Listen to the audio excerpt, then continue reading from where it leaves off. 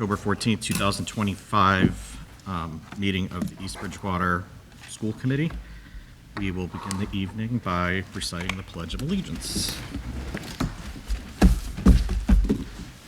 I pledge allegiance to the flag of the United States of America and to the republic for which it stands, one nation, under God, indivisible, with liberty and justice for all. I will entertain a motion to open the meeting. So moved. Second. Any discussion? All those in favor? Aye. We are open. I do not believe there's anybody here for public comment.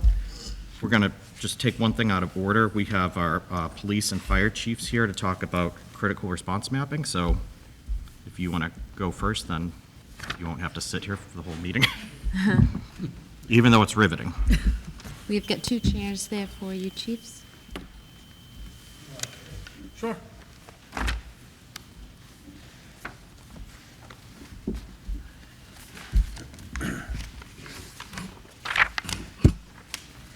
Just to bring everybody up to speed, I'm Chief Mike Jenkins for the Police Department. John DeZala, the Fire Department. A couple of weeks back, we had met here with John Shea, the Assistant Superintendent, a few others, my Deputy Chief, and a few others in the room. We were presented by this company, CRG Plans. If you look up their website, they're CRG Plans. What they do is they go in and municipalities, government agencies, all different types of buildings, schools, universities, and they do critical incident mapping. So what they'll do is they'll come in, they'll put the maps for all the schools within East Bridgewater. They layer it out in grids. So I'm not the sales rep for it, so yeah, I'm sure the company would come in and do a presentation if you like, but we all looked at it, and it's something where if we arrive to a critical incident, we want to know where everything is. And if we were to do that right now, there's certain areas that we wouldn't, some of our officers, we try to keep up to speed and know the different buildings and everything, but this is something that would help us dramatically. Especially if we had a critical incident, there'd be people coming from all over because we're a part of the Law Enforcement Council. So as people that, we might know the buildings, but they might not know the buildings like us. So you could pull it right up on your, your tablet, your phones, whatever. We'd have the layout of all the different schools in East Bridgewater. Yeah, it's their demonstration and how they explained it showed a lot of different mapping and overlays that really presented in a way that we could appreciate from when you take any kind of active shooter event or critical incident like that. It's very stressful in and of itself, but to have the floor plans and the buildings mapped out in such a grid coordinates, it really presented in a great way for us to plan an event as it's happening and occurring. Yeah, they would be a better sales pitch on this, but I know when we all talked about it afterwards, we said this was a great advantage for that worst case scenario, because you kind of want to have everything in place if an event like that were to happen. Not to mention, we can plan ahead. We can use these maps. In the fire department, we do a lot of pre-planning. So if we were even a fire emergency here, we could, kind of simulate, a fire is in this room or this part of the building, how we would coordinate off and attack it, approach it from the outside. So, yeah, the company offered, I think, a great service. The chief and I both agreed on that. There's a Also- proposal, sorry. The proposal's in your packet. CRGplans.com, that is their website.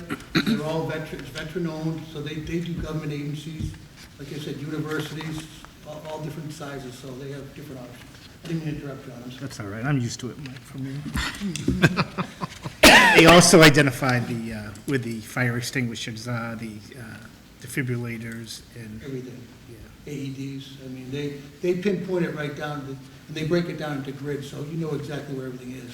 Because honestly, like I said, we do school visits, we try to do walkthroughs. We do have some very primitive floor plans, broken down, but not as detailed as these. In a critical incident, it's a huge factor. Yeah, even in a fire drill, if, we kind of plan fire drills around just evacuating the building, but if there's an area that you can't use, we could see it on a big map as we're, going through the emergency and let you all know, hey, don't use that, evacuate to this area. Yeah, there's a lot of advantages, especially now that we're getting into, obviously I'm new here, but working on active shooter training and ASHA drills with police and fire, bringing the schools in, being able to do a tabletop with these, layered maps and sectioned off, we can really do some great drills, I think, to prepare for that unfortunate event. We will be presenting at a later date that we plan on doing a tabletop exercise or get up to speed on some different drills for active shooters or any type of critical incident. This would be a huge tool. Yeah. And for the school, I mean, obviously, I don't think the school really has a blueprint of every location in the school that they would come in and they do that for. I think anything that helps emergency personnel respond sooner to the schools is a benefit for the schools. We've labeled doors, we've done Yeah. real basic things, but the way it was explained to me from John and Jen when they attended the meeting, it's like Battleship, you can know exactly where you need to be based on the grid locations. And for us, like I said, we're training staff and students that when first responders are coming in, they're going to the threat. And the quicker they can get to the threat, the better it is for those of us that are here. And not to be redundant, if there ever was a critical incident, there's going to be numerous law enforcement agencies responding. So, here you can put the maps right in their phones, their tablets, anything, so they're going to be right up to speed. Certain locations, if we have to, deploy certain areas, like I said, people unfamiliar to our school, we could get them up to speed on the layout and the grids of the different sections of the schools. Great. Thank you. Do we know if any other communities local are using this service yet? They They he said they did were just present that getting day. I think they're probably about a dozen that they're in Massachusetts. They're throughout the country, but they're really starting to make a big input in the Northeast. And then- We could get that list for you. Like I said, he gave a great presentation. Was he from Situate? He's locally. He had born and raised in Hingham. He was actually the sales rep. He was a Navy SEAL. Now he works for this company. They do this for the government agencies as well. They go into certain, areas and they do grid mapping for all the structures in certain areas. So that's their background. And Chief, where you're saying, obviously, there'd be other communities responding, if that were the case, wouldn't it be nice if our county-type system would be able to get behind something like this so that multiple schools, I don't know if you're able to see somebody else's kind of, blueprint of what their school looks like if you were to have to respond in another community as well. I would It imagine. would be fantastic for us all to be able to work together, in a time of emergency. And this is great information. We've met almost a year ago now with regards to school safety and so forth, and physical safety to me, trying to champion that from a previous school committee member, Gordon McKinnon, who was passionate about this type of thing. So anything that we could get to help us be better in a time of emergency is definitely worth exploring. So I think it'd be a great tool. It'd be beneficial to any type of incident or non-incident we could utilize for, events, for special events. You can break it down, special events, all different types of things. So it's not just for the critical incident as well. great. From a budget perspective, I'm assuming that this is unbudgeted. This is unbudgeted. I would propose, if you agree to purchase this, to use a revolving fund. Okay. Did they say anything about, if the central school building actually goes through in a couple of years? Did they say anything about drawing a new map? They would or- come back and do Yeah. it. We'd have to, They would do it? or we'd have to pay for it. We'd have to pay for it, yeah. They would do it.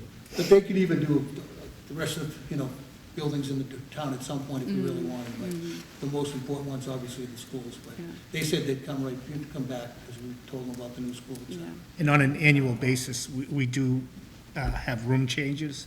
They said they would update those on an annual basis. So is there a yearly fee for maintenance on the system or for the tracking of it or anything like that? Or Just the one fee. It's a one-time just a fee. one-time fee, and then Yep. if there's any changes, we go to them and we ask them to implement? Yeah, they give you a certain Meet the amount of changes. Yep. Okay. Yeah, I mean, I'd be interested in being part of another meeting with the company to understand more about what it has to offer, so. He's a great presenter. I mean, it's a great tool. I think he would love to come back if you'd like to talk to him. But I think it would definitely be something great to have for the town. How fast can they put it together, Mike? A few months, right? Yeah, it takes probably about 2 months. Okay. Would you like for us to schedule for the next meeting to see if we can have him here to present? I think so. I agree. Yep. And like I said, if you take a look at cigplans.com, it gives you some good breakdowns, tutorials and everything right there, so. Like I said, if you meet this gentleman, you'll be impressed with their company and what they have to offer. Yeah. All right, I'll email you the date for the next meeting, and Sure. you can connect to see, I'll put Deputy Chief McLaughlin on it as well. Chief, how long was the presentation?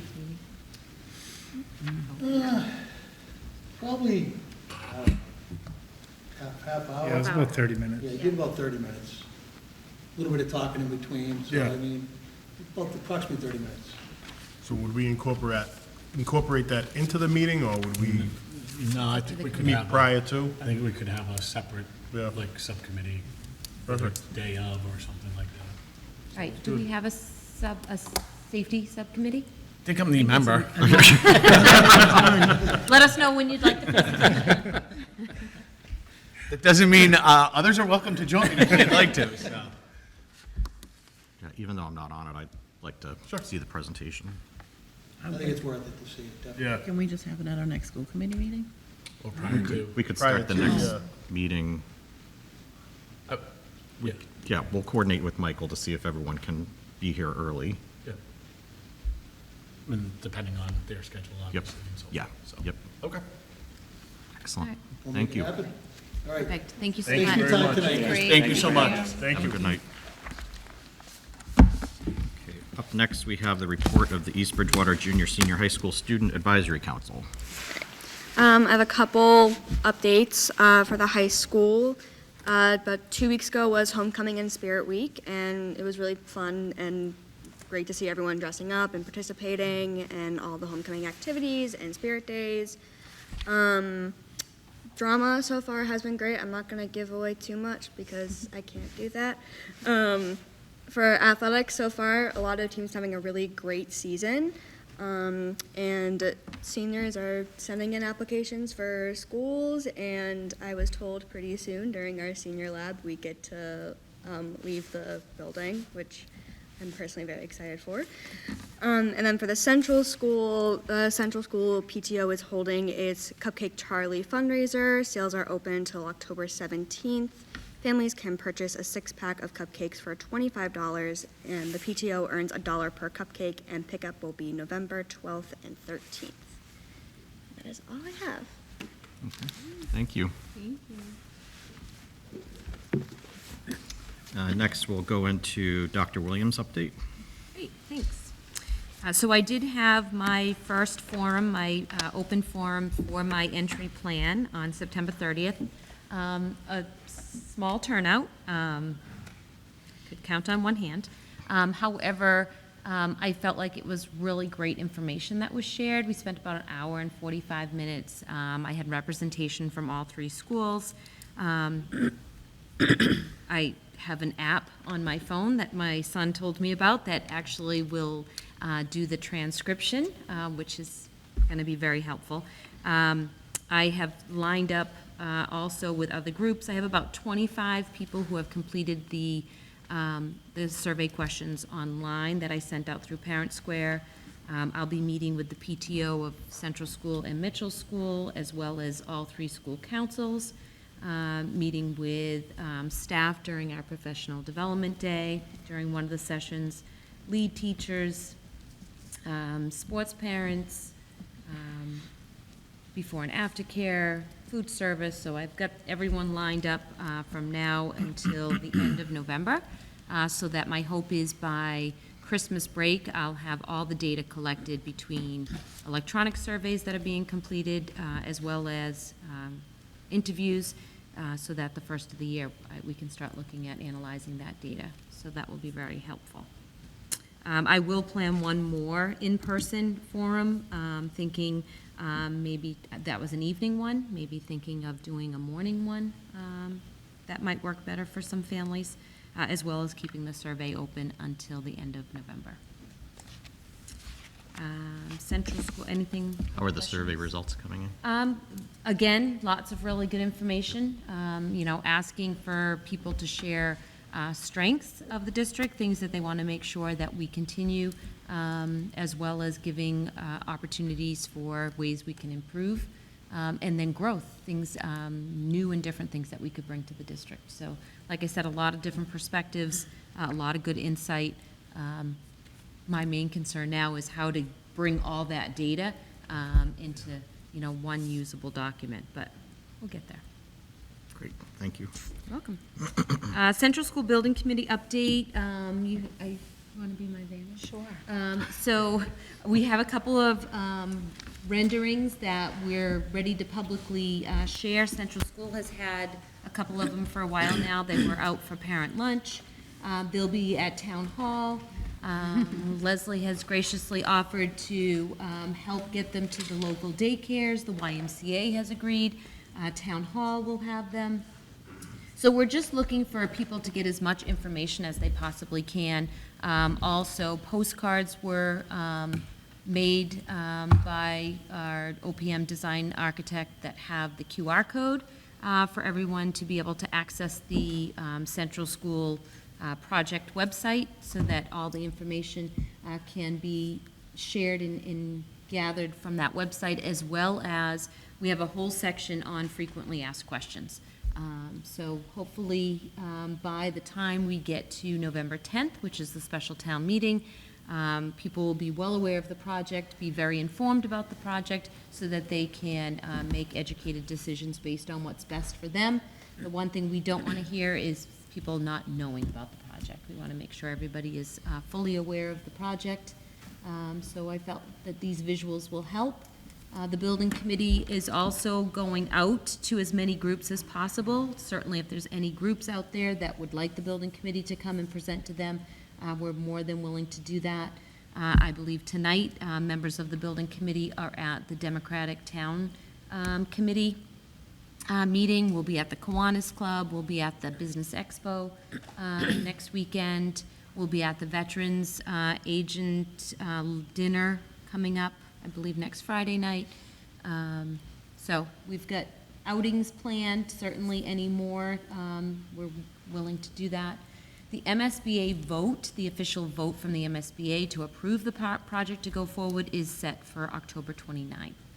So as soon as we have that date, then we'll really be able to confirm the exact cost of the project and the tax implications. So we'll want to make sure we get that information out to the community as well. But there's the look. Thanks. Just wanted to see how long Jen could hold her arm up. Any questions on the building project? Great. And then staffing update. So I do have documents to share with each of you. I'm just hoping I can collect these after, because there are staff members' names listed on them. But I really wanted you to have a chance to kind of see the visual of all that goes into onboarding and resignations of staff. Unfortunately, we had reductions in force due to budget. So this document just kind of shows you the new staff that were brought on this school year. The middle column is staff that exited, which certainly there's human resource work that needs to go into exiting staff and the coordination with town hall and payroll. And then the third column is our FMLA. And that's just the folks that we know of to date. And certainly Mr. Shea can speak much better about that, but the work that goes into making sure all staff members have their family medical leave documents, applications completed, all the backup data that needs to go with that, and not to mention when people are out, us needing to bring in temporary staff to fill their positions. So at this point right now, we are fully staffed with the exception of a few positions. I mentioned to you, I think at the previous meeting, that we did not fill our school psychologist position at the junior senior high school. That position is being contracted out, as well as a reading specialist position here at the junior senior high school, which those services are also being contracted out.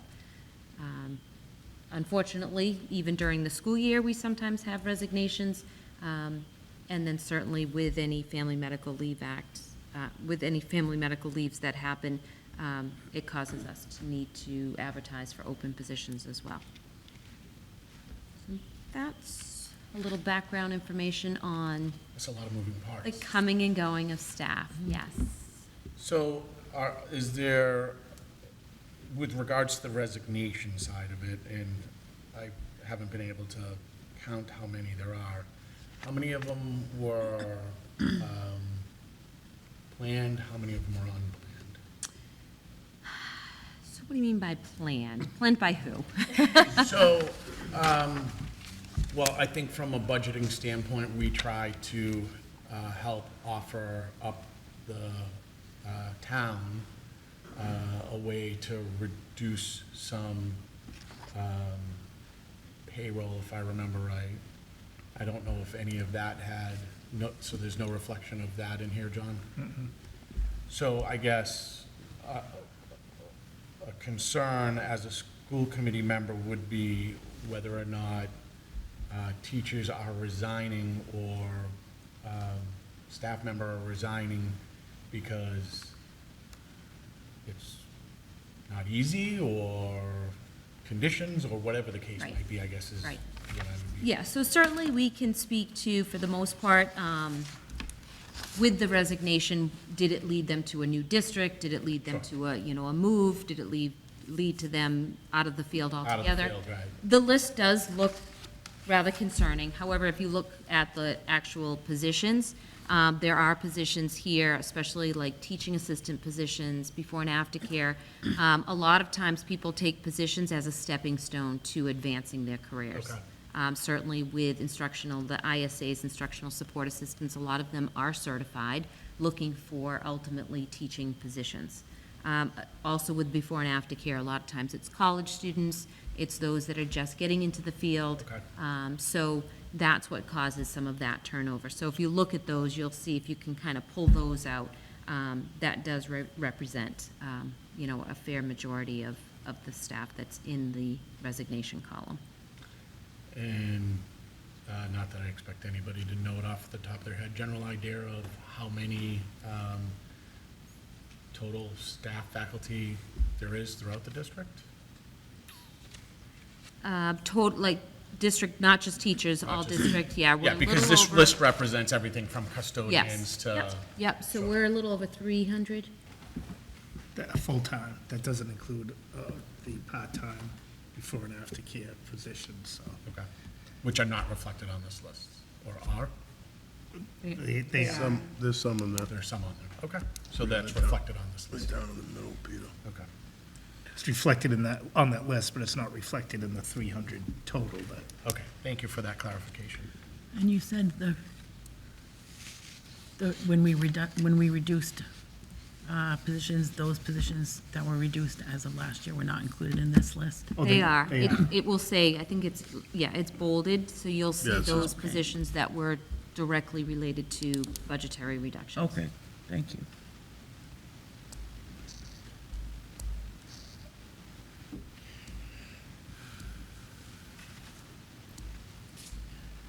And are there any that we reduced that were not due to budgetary that we did not refill? No.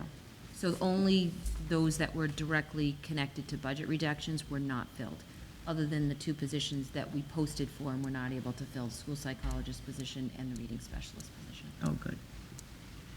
What's the onboarding process like for a new teacher? Like, do they receive like a mentor teacher to work with, or? Yes, so it depends. If they're brand new to teaching, then they need that mentor assigned to them. We have had occasions where teachers come from other districts and never receive that mentoring from another district, so they receive it here in the district.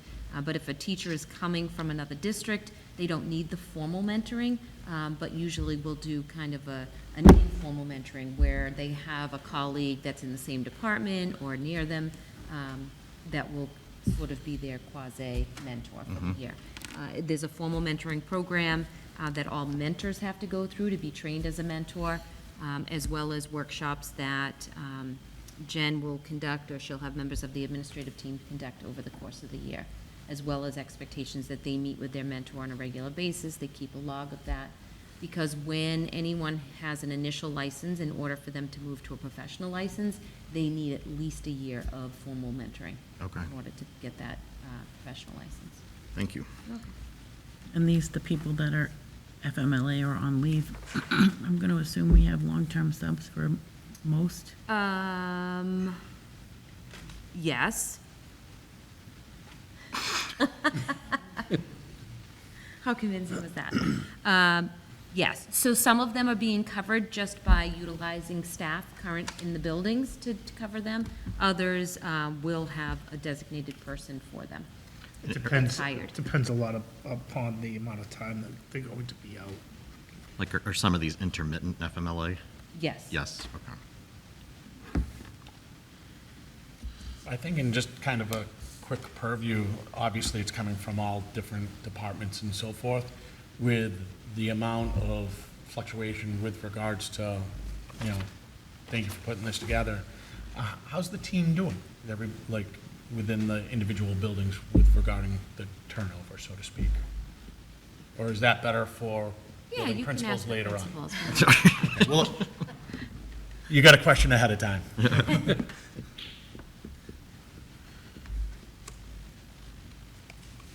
Thank you. Yeah, thank you. Welcome.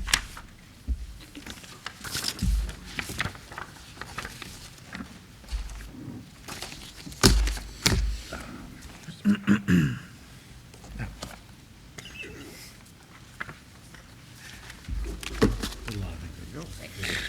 are welcome. Right. Okay, so we will get into reports and discussions, so we will get right into the building principals report. So the public knows as well, we've modified the structure of our meetings this year, that we have a schedule, and the building principals will be coming in once every 3 months or 2 months. I can't remember what- I think 3 times over. I think it's 3 times over the year, Once a yeah, quarter. to provide the committee with an update. So we'll start with Mrs. Byrne, please.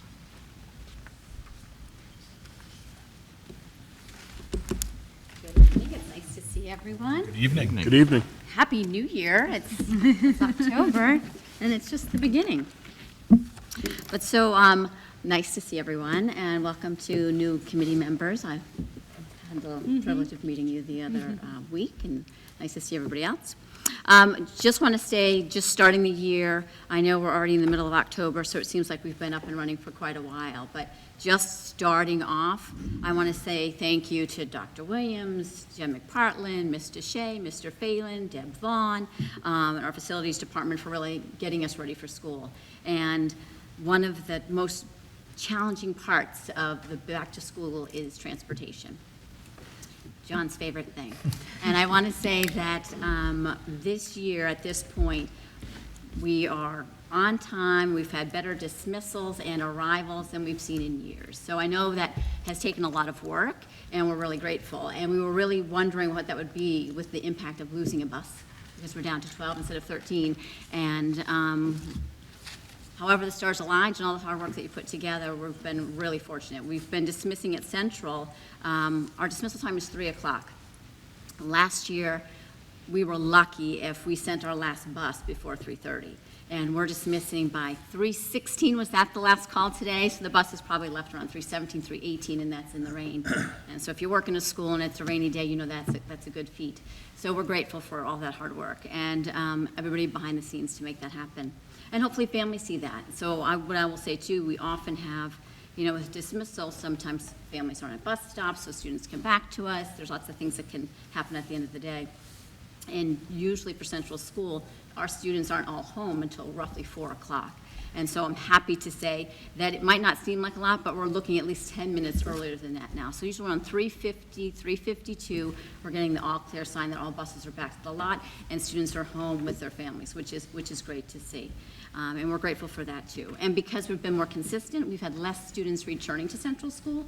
Families are able to plan accordingly and be at the stops for their kids, so that's been great. Would you say you have the same amount of parents driving? Pardon, say that one more time? Would you say you have the same amount of parents driving as in years past? I would say so. Yeah, I would say it is pretty consistent. And I'd say, we're fortunate in the morning too. We open our doors at 8:40 for our students that are getting dropped off. Our entry bell is technically 8:50. And we've been doing that practice for quite a while. And I'll say that it is super efficient. We don't have a real backup of line in that morning. We're really able to get them going nice and early. I will say we do have families waiting to get in at 8:05. Even though we don't open the doors till 8:40, they are eager to drop off their children. But that's been, working out. I think it's pretty consistent to years past. The numbers do wax and wane from days, different days of the week, but overall it's been really good. And the day's busy, but that's typical.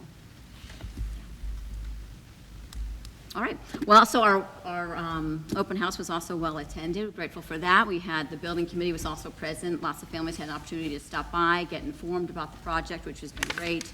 I want to say that typical things that Central School teachers do is, start off the year really getting to know their students and families. So our family tradition surveys go out. Our classroom teachers then plan accordingly all year long the types of celebrations and traditions they're going to celebrate with families. So we're grateful for that. That's already underway. Also, at the beginning of the year at Central School, and I'm sure anywhere, in the other two buildings, is we take a lot of time to develop our social emotional learning and our common language. And so there's some basic lessons that happen every school year. So I'm grateful to Mr. Mahoney, our school psychologist, and Miss O'Brien, who's his intern. They've made sure that every classroom in Central School from pre-K to grade 2 have had lessons about expected and unexpected behavior, our red thoughts and green thoughts. Mr. Ross, our physical education teacher, has taught students about recess expectations, explained our buddy bench and what that is and how we use it, as well as the communication boards that we have in our playground.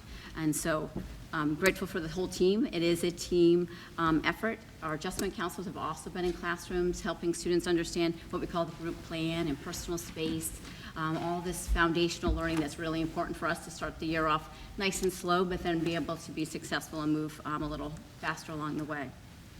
First grade families had an opportunity to come in for parent lunches. That happened in September. We had 4 days of that. Those were well attended. First grade students were very eager to be able to show off their prowess of navigating the kitchen. And I'd like to thank Deb Vaughn, and we have a couple of new workers in our cafeteria, so we're grateful for them picking up the slack and understanding what family lunch looks like and sounds like for some new people, which was great, so we're pleased. I will say curriculum instruction is well underway. Our assessment window just finished up early October. So all of our fall assessments for curriculum, our DIBELS, our iReady diagnostics for reading and math, our phonics screeners have all been completed. What I want to share is last year you heard a lot about UFly. We introduced this new piece of curriculum into our core reading instruction. And in year 1, we are already seeing some amazing data. And so, I'm happy to share, not that it, maybe give you some context. Typically, in the fall, we have maybe between 60 to 70 students that qualify for Title I reading services. And this year, we have 40. And so what we see in our kindergarten population last year that are now in first grade, we have 8 students who have qualified for Title I reading. Usually, we're up to 20, 25 easy at this time in the year. So we're really pleased with the impact of that program and teachers' instruction, and we hope to continue to see that trend moving on down the road. Also starting this week, as a result of our beginning baseline data collection, teachers will have classroom conversations, data and vision meetings. We'll talk about curriculum and instruction. They'll look at that data. We'll talk about it together. We'll look at also the transition into that classroom, social emotional needs of the students, and then talk about how we cater our instruction during our What I Need Now, our WIN block, and how they're going to use that data to target what students need. So we're really excited about it. We're really pleased with the data. And another component we have is that we can use this UFly progress monitoring that teachers do to then use this wonderful program called Project Read that helps the teachers interpret that data instantly and cater the next lesson. So it's really powerful. So we're really looking forward to that.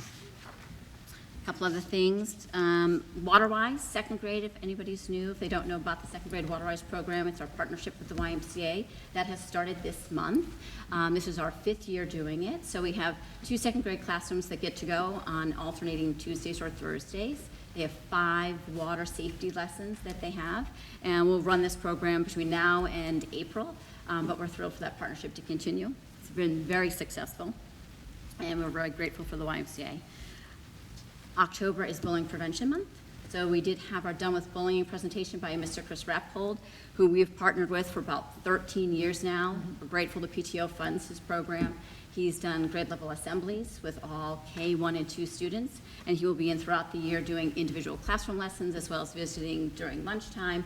And he's helped students really learn about self-advocacy skills, but also learning how to be a buddy and not a bully, and what that can look like and sound like. Also want to share that we have monthly parent workshops before our PTO meetings that are the first Wednesday of every month. And our next parent workshop on November 5th will be Dr. Williams coming with her entry plan. So we look forward to that. And just a couple of things that we've already had. September, we had the building committee update as a parent workshop.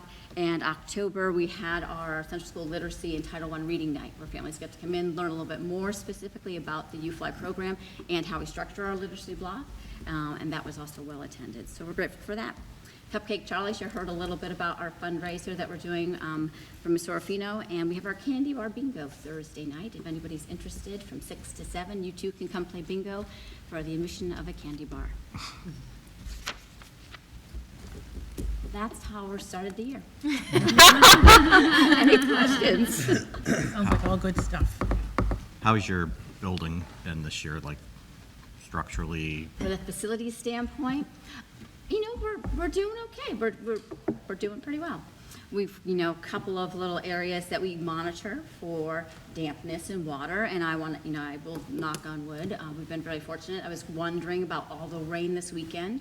Sometimes we have that low-lying area in our modular unit and by room 4, or that downslope where we've had flooding in one door and out the other door of that hallway, and we were dry. So I was grateful for that. But overall, I mean, everybody's working hard to keep things clean and shiny, and so I'm grateful for that. But yeah, we're going to knock on wood, Mr. Peter. Just don't knock on any of that wood that's rotted. Well, yes, no, we don't want to get splinters or fritz. But yes, thanks for noticing. Yes, it's definitely in need of some repair.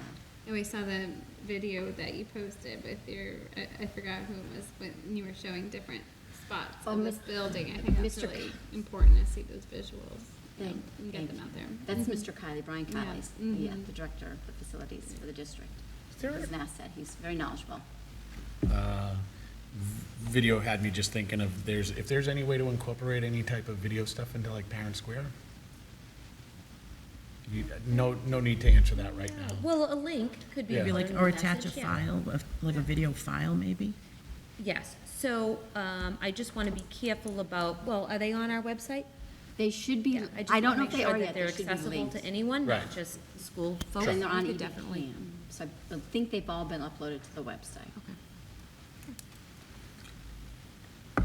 Question, Mr. Curie? No, You looked like you had one. I just want to, I think, get back to how you started with regards to the transportation and having had young children and understanding kind of where parents are with regards to getting children on the bus and off the bus and so forth, and what that does, you know, it kind of brings back memories for me. So to hear the community has, I want to thank the community for understanding we're making some challenging decisions, and the impact's been okay so far. And I want to thank Mr. Shea and everybody and all of the staff and people that he's worked with on kind of resetting some things on the busing side of things. And we would love to be able to offer up as much resources as we possibly can in certain things, but we're doing the best we can with what we have, and that's what I'm hearing on the transportation side of things. So thank you for sharing that with us. That's really important feedback that we need to hear. So I appreciate that. And then just one other thing for not only you, but probably more so for the next principals will be with regards to data and attendance. Are we seeing attendance is back to being in a good spot? As far as student attendance? Yeah, well, I'll get to, I yes. wasn't sure. But you specifically asked. Yeah, I think student attendance is probably better now. We'll talk about the other things at a different time, but are you seeing attendance being in a good place for students? I mean, overall, yes. I mean, I think there's, a couple of situations that, for certain families, but at the same time, overall, I think we're in a good place. We want to maintain that momentum, right? And Yep. so what I'll say is, we tend to see that at our level start to wax and wane when we get a little closer towards the holiday. I'll also say to you, once we get, the illnesses start hitting the building, then we have a whole other can of worms, Sure. right? That tends Yep. to happen. So we try to be really diligent about our hygiene habits at that time. But for now, no, I think we're doing okay. Great, Yeah, no major concerns. thank you. Were we supposed to answer the question about retention or the climate or something? The question you have, That was Mika, Furia. the table? Oh, who asked that Question you About how the initially- team is doing. The team? Oh, yeah, sure. How's the staff? The staff's doing great. We have a high retention rate, and we're happy about that. Obviously, reductions were challenging for everybody when you have them. But as a central school family and the teachers overall, I have people who are eager to come back if there are openings. I mean, it's not about hard feelings. It's people feeling welcomed and liking what they do and loving the community that they work in. So that's definitely still what I see. Thank you for sharing. Thank you. Thank you. I think in my history here, this is now the second year in a row that you have not had any brand-new teachers, right? It's been like almost unheard of that we would have a year where there would be not one teacher that needs to be mentored in a building, and this is year 2 in a row for you. Thanks, Mrs. Byrne. And Mr. Fury, I just want to kind of echo what you had to say, because I think that gets to the why Mr. Shea has some extra gray hairs. It's for that reason, and I think not all families see why we're holding to those community stops and why we're holding to, the bus stops needing to be where they are. It's all to make sure that we have students getting to school on time. We have families that can count on those times for arrival and those times for dismissal. So I'm glad you brought that up, because I think when you're kind of knee-deep in it, You don't see, it's hard to think about, like, are we going to still hold up this fight? And we have to keep coming back to, yes, we need to, because, it's all about making sure that our students are getting to school and from school safely, and they're there to learn. Would you say, Mr. Shea, calls have subsided? They have. I'm still have some. Mostly. still getting a couple. Well, thank you for fielding those phone calls, understanding, the parent on the other side and their belief and so forth. Yeah. It's challenging. We have to worry about an entire community. Yeah, and I think for the most part, parents, once you explain it to them, they understand why. And I think the timing has improved tremendously. It's the best it's been in 9 years. And, we usually get a lot of complaints about Late inconsistent buses. timing and things like that. But, yeah, it's a group effort. I mean, with Mitchell School, they've made an effort of getting the students out quicker, which, means the central schools buses get there quicker. So, I mean, it's a big effort. Lucini's been great. The town's been great. We've had a lot of construction being done over at Summer Street and Winter Street. They tell me every morning what street is going to be shut down, whether the buses can go through. Things like that are getting that information first thing in the morning rather than at 1 o'clock in the afternoon are a big help. So, yeah, it's a group effort. Thank you for spearheading it. You're welcome. You get to do it again next year. Okay, next we have Mr. Paquette. Yeah, absolutely. Make no mistake, Mitchell is completely responsible for Central's efficiency. Just want to reiterate that. Bill? Yep. Bill, I guess we're going to hear the same out of you Team next. player right here. So, Mr. Shea said it himself. We all contribute. No, and I think that speaks to kind of one of the things that I've noticed most about this year is the preparedness has been most impressive going into this year. Some of it deliberate, conscious efforts, and you see yourself deliberately preparing to try to make as smooth of a start as you possibly can.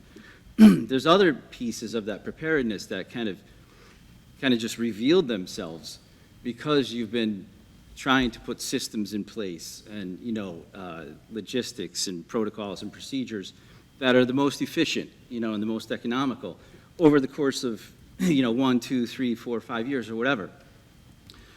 But that work is not lost because you see it manifest itself in moments like transportation. It's the organizational stuff, just to speak about the transportation. It's like, we didn't have the backup this year onto the street. Like you usually have 3 or 4 days or whatever, not one single day. The classrooms were, the arrival, the departure, the systems that we put in place were finely tuned enough that it could absorb any changes to the systemic transportation in the district. And that happened at each of the schools. And that just speaks volumes to the people who are working within the schools too, and how invested they are in that preparedness to make it as smooth as possible. I see it like 3.5 years ago or whatever, 4 years ago, at the end of the year, we would, get a list of what do we need to, focus on over the summer in terms of maintenance or buildings and grounds or technology or whatever. And I'd get that list, and I remember that list being like 23 pages long. It's like 20,000, I remember the numbers, 23 pages long. And we got it this year, June going into the summer, it was 4 pages. Because over the years, we've been attending to policies, procedures, the systems in place. We've been making things so that we don't have to address it twice. And you can see it coming out like that. The grounds, the playground's perfectly mulched. The parking lot looks great. There's rooms that are painted, you go in and there's, the tiles, there's tiles, nice new tiles in the ceilings. And, if there's a system in place now, because if there's a watermark in one, I know that the next day I go in and it's replaced because there's a system in place now. And it's just, again, speaking to that sort of preparedness. Even the fire inspection, like 3.5 years, 4 years ago, that list was massive. I was like, am I going to get arrested for this?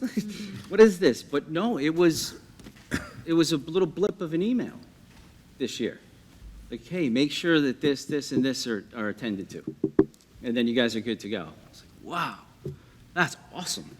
And that, again, speaks to that, the dedication of everybody putting those systems in place. So it's that preparedness that I was really most impressed with. And we really went at it this year with our meetings out of the gate, all of our committees up and running as quickly as possible. I mean, we have our June calendar planned. Like the field trips, where they're going, how much it costs. That's June. June's, we're going to finalize it tomorrow, at PTA and stuff like that, which Dr. Williams will be present at, I believe. Yes, I'm on the road show. Yeah. But having, going into September with the June calendar planned, speaks volumes. And the calendar's like planned, all the way back into it. Like I said, things were starting so much sooner and so much more efficiently, so much more economically, Our goals meetings, we combine some of those with our data conversations. Those are done. We've had those. We spoke with every single teacher in the building on their student learning goals, their professional practice goals, and the data that they looked at from the IRED. It's done. We talked about it. We go to the systems in place to follow up on those student learning goals, to follow up on those professional practice goals, to follow up on what we learned from the data. It feels, it feels good. And you get these larger, you can have more detailed, more sort of nuanced conversations when you're that prepared. We're talking about goals. We're not just going to say something, we want, to increase this by 85% or 80%. we're really looking at, well, what specifically are you doing? What 4 or 5 things are you going to be doing? When are you doing them? Why are you doing those 4 or 5 things in order to contribute to that goal of raising that particular score by 80 percentage points? They're just richer conversations because we're more prepared. And if we're taking on things as, the larger, more abstract things, like we're trying to create a culture of dignity, for instance, really encouraging everyone to recognize the worth and value of every human being, regardless of differences. How do you do something like that? And we have that scheduled out. Every Tuesday, grades 3 and 4 are getting lessons at very specific times around very detailed approaches that contribute to that. Something as detailed as, self-regulatory skills, such as listening, for instance. We know how that contributes to recognizing someone's worth. And I know when that's being taught, at what time, and in what 2 homerooms that week. And I know on Thursdays, grades 5 and 6, these are the lessons being taught. I know when Officer Connor is going to come in for grades 4 and 6 to teach this and this to these 2 particular homerooms. It's all planned out. It's preparedness, and it's really cool to be a part of something like that, to get to that particular point. So being that prepared, you'd think you wouldn't be so tired. But what I realized, once you're prepared, it's a testament to the type of people that are working in our buildings. They got this done, so then they push themselves to do more. I even find myself falling into that category at times. There's no lie. Like 4 Sundays ago, I found myself painting the guidance conference room. I said Sunday. I was just because it was like a part of it that I was just, Mr. Doherty, the maintenance comes down and he comes into the building. He's like, "What are you doing? What are you doing here?" And it was like, I don't know, but I wanted to do this. Let me do this. It's really a cool thing to be a part of. So I'd say overall, how does that start a year ago? It's the most prepared I've seen it. That's great. Thank you. And the staff, they're good? Yeah, they are. When we sit through, a hiring process, whatever, it's I always say, like, you got a tall order ahead of you. We are great, and we're not going to hire anybody unless they can make us better. And you're walking into a place where the climate and culture is palpable. You can feel it. And the other day I was wondering, like, I know that to be true, and I just could never, like, put my finger on it. And it was in August, I think it was, and I walked down in one of the hallways, and there's a teacher there in August, and she's painting this bulletin board in the hallway, not the classroom, but just painting it. And it's going to get covered up with stuff. No one will ever know that it was painted. No one will ever know that she was there in August. And she doesn't want anyone to know. There's a selfless dedication to the school and to the kids in it that is responsible for the palpable climate and culture in that building. So yeah, I'd say the staff is really good. Good to hear. Yeah, that's fantastic. Thank you. Sounds great. Thank you so much. Thanks, Mr. Pat.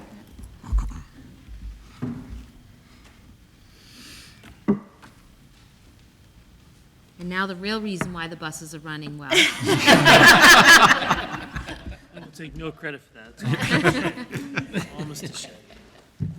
We are usually gone within 5 minutes. 1:55. It's amazing. It's really been great. So thanks for having me here tonight. Some familiar faces, some new faces. Great to see people. I'll try to be a little shorter if I can. So it's been a great start to the year, and I'll reiterate what everyone else has said so far, that there's so many small things that happen behind the scenes to make it an easy and successful start. Whether it's getting support from a financial standpoint to put new kilns in, or fix doors here in the building, or have buses run on time. The communication's been phenomenal this year. It's little things like that that really help us out, which has been great.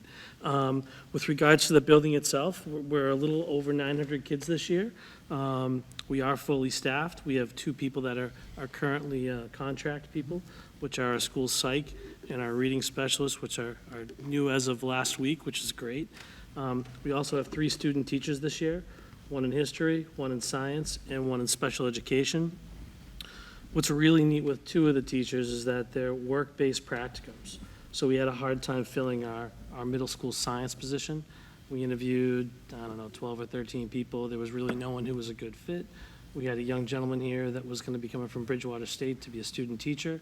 And one of the new things they do now is a work-based practicum, where you can actually come in and work for the district and do your practicum that way. He's been phenomenal so far. I've heard nothing but great things. We have a young lady as well from Bridgewater State who's working with our high-needs population with regards to 7th and 8th grade access. Once again, has been great. So it's kind of it's a nice tool for us to be able to use to find quality staff members. So it's been very successful so far. So we're hoping to be able to continue that. With regards to academics, I know Jen's going to talk about MCAS later, so I'll leave that to her. But one of the things that really stuck out this year was our AP tests.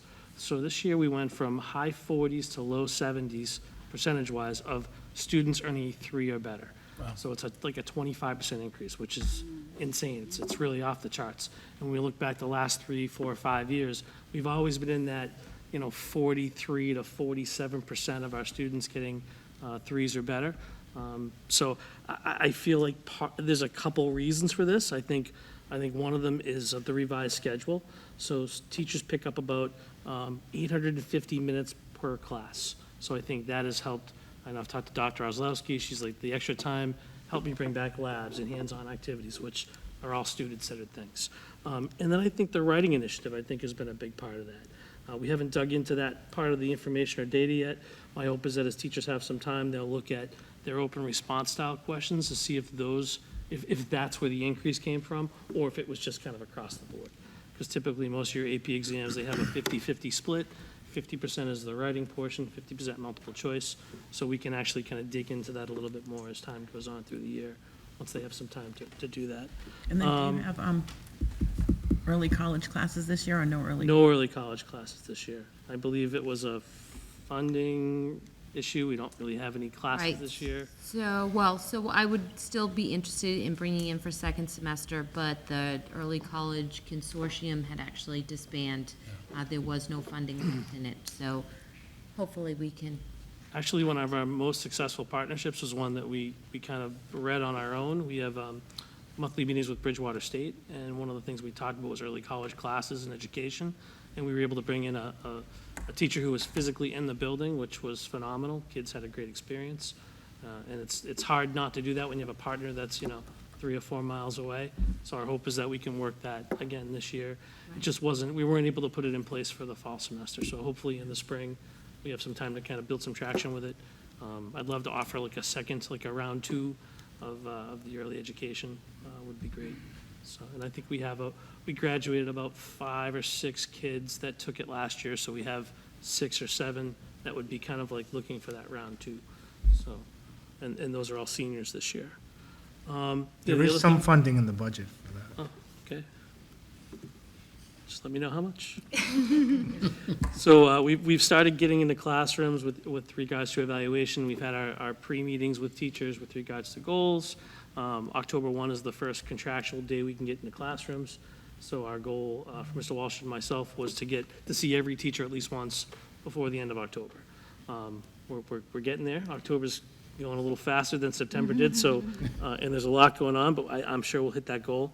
We're looking for things like UDL, we're looking for small group work, we're looking for discourse, kind of so if you're in math, are they speaking math? If you're in science, are they speaking science? And those are some of the things that we're kind of looking for. With regards to parent conferences and open house was a little better this year than it's been past. I think a lot of it was Parent Square and being able to get that information out.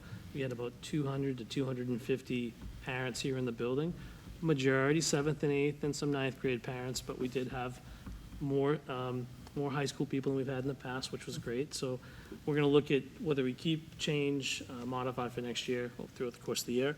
And then parent conferences were phenomenal. We probably had, I can't even imagine how many people, but each person can do about 40, 45 conferences, depending on what combination of conference cycles they pick. And the majority of people were full the whole time. So it was great to see so many parents in the building throughout the day. So, clubs and activities, all of our clubs are up and running with the exception of a few. We're just looking for a few more advisors and some student interest. Moving forward, we're looking to expand our clubs to more 7th and 8th grade kids. I think that's one of the, in my 3rd year here, it's been one of the concerns with parents is that, hey, there's not a lot for my 7th and 8th grade student. Some clubs, it's really difficult to have 7th graders and seniors in that club at the same time. It just doesn't work from a content, from an age standpoint, so we're working on that. Mr. Leonard's currently looking at like a middle school sports program that we can get into that'll have, not all sports, but it'll have, maybe basketball, baseball, soccer. Because one of the things we find now is that our freshman soccer team are 7th and 8th graders, and they're 13 and 14-year-olds playing against true high school kids. So they work their butts off, but it's tough to sometimes find success with that. So he's working on that hopefully for the fall of next year. Drama's up and running. They're working every Friday afternoon. They're doing the Descendants this year, which I know nothing about. I have to watch it before. I don't have kids that age anymore, so it's been a long time. The music department, 7th, 8th grade concert band, high school concert band, great things. The marching band is really having a great season. They've had 3 competitions, actually 4 to this point. 3 of the 4, they were first place. This past weekend was a little bigger competition at King Philip. They came in 3rd. But they've won awards for best music, best visual, and best overall effect. So it's pretty great to see that they're having so much success. They have 2 to 3 more coming up. The last one's October 25th at Dartmouth High School. It's like their big kind of end of season jamboree. Athletics, it's been a great season. I'm kind of antsy to see what's going on with the girls' volleyball game now. It was close when I left after the first set, but all of our teams have made the tournament, with the exception of girls' soccer, who will make it most likely in the next 3 or 4 days. So it's going to be a really, really busy fall, which is going to be great. We should end up with a lot of home games between football, volleyball, soccer. Cross-country will have some home meets as well, too. So we're really excited to see what our kids can do, both on the field, music, what have you. Another neat thing that we're doing is the National Federation of High School Sports offers all kinds of workshops, and one in particular is on hazing. So we have a gentleman coming on the 28th of October. He's coming from Ohio, flying out here, staying a couple days, doesn't cost us anything. It's all free as part of our membership. He's going to talk to all of our student athletes about hazing. Be from like 2 to 3 o'clock. We are going to record it with EBC TV, so any of our students that can't make it or parents that want to see it, we'll put it up on the website, just to kind of show them the types of things we're trying to get across to our student athletes. Another thing we're doing is internships. We currently have 2 small internships. 3 years ago, we started with an IT internship. One of the problems we're having is so many kids without Chromebooks or broken Chromebooks. So 3 years ago, we started with about 5 students. They worked with the IT department. They got trained up on how to pull a Chromebook apart, replace a screen, fix a keyboard, swap battery out, diagnose some simple things inside the machine. Now we have 15 student interns that run across all 7 periods. We've had very, very, very few students that haven't had a Chromebook. And the great thing is we have a stack. I'm not going to tell anyone over there, but we have a stack of Chromebooks that we have now fixed that we always have backup. So when we do, like for example, we're doing the ASVAB test this week, we may need a few extra Chromebooks. We did PSATs earlier this month. We needed a few extra Chromebooks. So we're really in good shape with that, which has been great. And a big part of that is with Mr. Shea, with get us the funding that we need to have components and pieces in the IT department overall. So it's been really successful. The other internship is more of kind of a club-based activity. We have a Future Educators Club, and Dr. Oslowski has taken that over this year. And students are starting to kind of pop into classrooms during the school day and observe teachers kind of in action. I happened to go to a class the other day. I was observing an 8th grade classroom, and there was a student who was a sophomore, and I went, "What are you doing in here?" And she was like, I'm one of the interns. I'm like, okay, great. So it's really great to see our kids starting to kind of expand their horizons. Hopefully we can pull some of these students and put them into that early college class.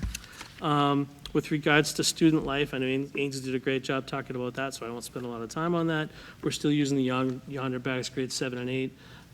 We have the old wall pouches from years ago. It looks like a little shoe pouch on the wall. Some teachers have bought little Etsy boxes that you can put phones in.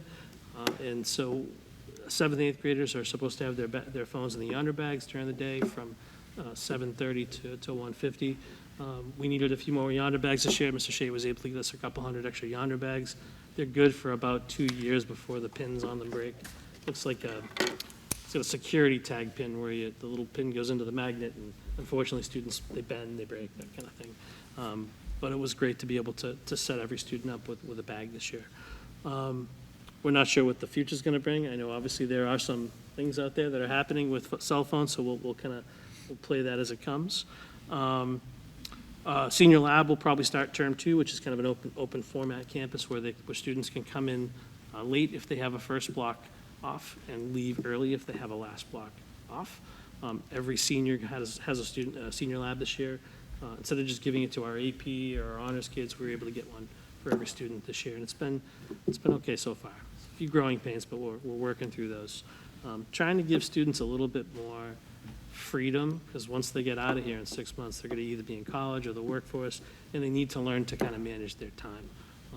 And hopefully we can start with this. Hopefully this will help.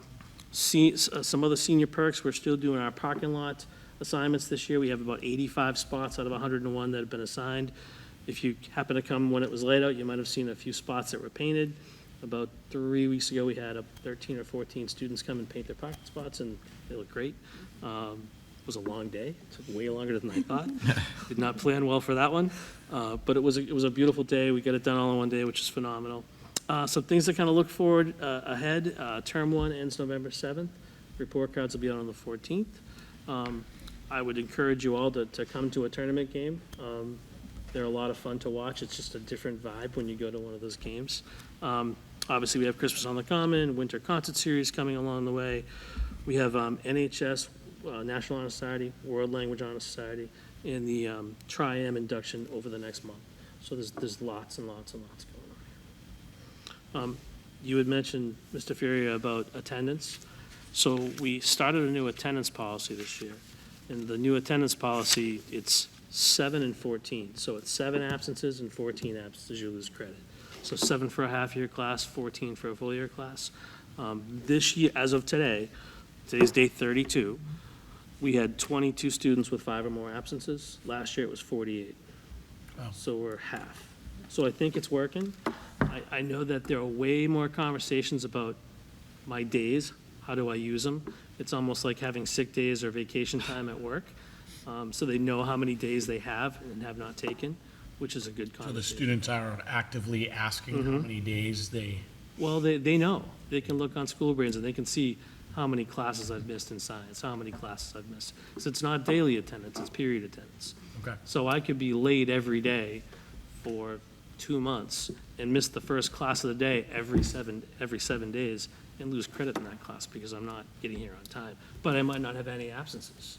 So it's really, Okay. it's working, it seems to be working well so far. My hope is that, once again, the conversations have been really good. So, Good. I know that's something that you and Mr. Walsh have been working hard at over the past Yeah. couple of years, so thank you, and it's a lot. I appreciate that. You're welcome. And the term ends, November 7th. November 7th. but that's the first term, so the- if it's a half-year class, when does the half-year end? So half-year classes will end right around Martin Luther King Day.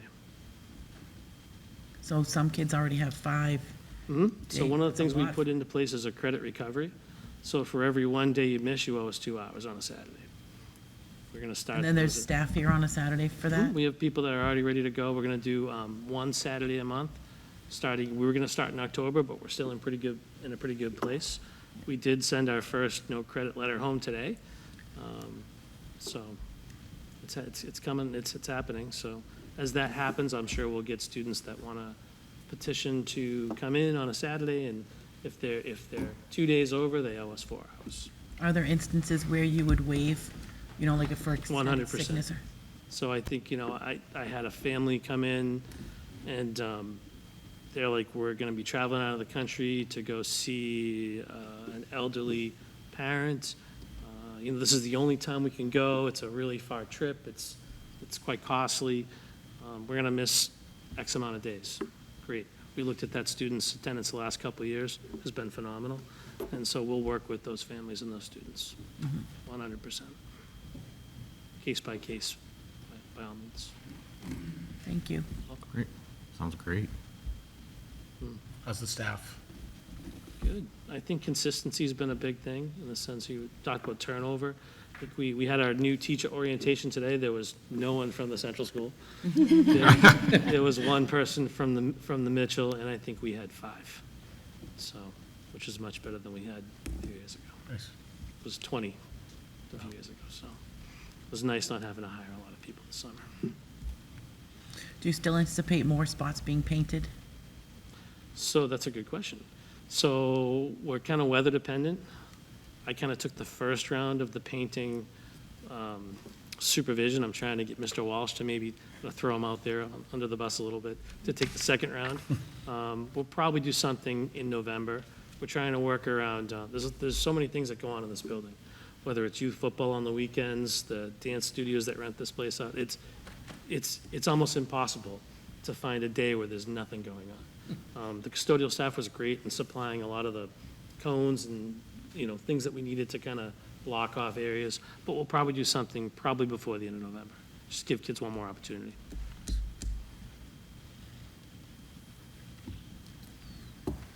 Any other questions? No, the spots that I drove by, I didn't stop and look at them because I was driving, but they look good. Kids I did a think great they look job. good from afar. They almost look professional, I'd say. They were very, very organized. There were a few that were unbelievably organized. I'd have them come paint my house. It was unbelievable. They had Well, and you dropped- had a good system in place where they had to do a sketch ahead of time. It had to be approved, so everybody was very clear about what the expectations were for that day. it was- Now, what will you do next year when somebody else might get the different spot, or will So the person we're have the kind of same working spot, or- those details out now. We thought It's about just seniors.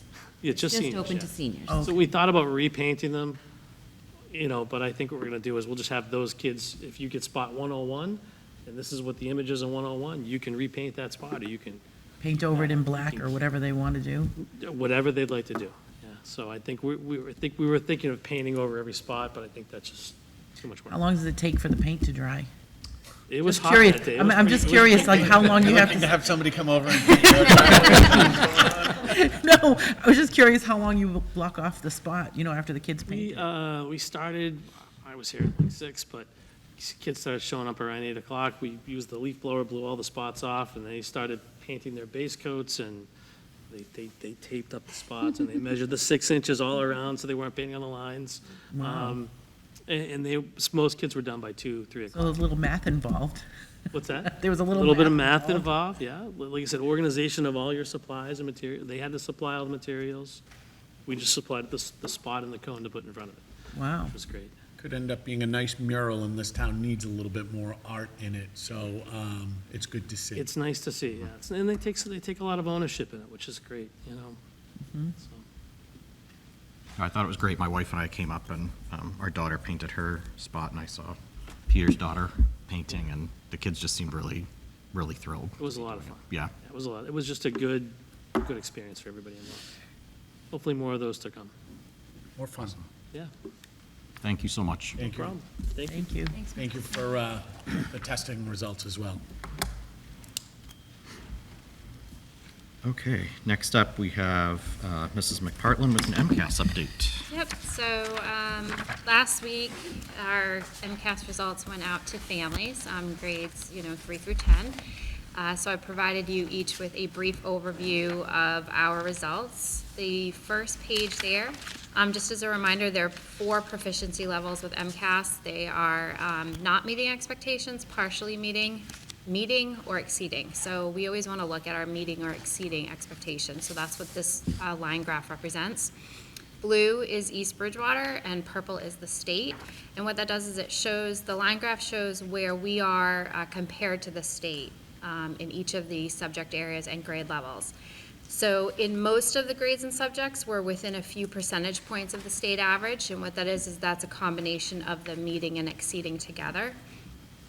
You'll be able to see that, definitely this data is going to be used by the different administrators in the different buildings to look at our areas of strength, our areas and needs of growth.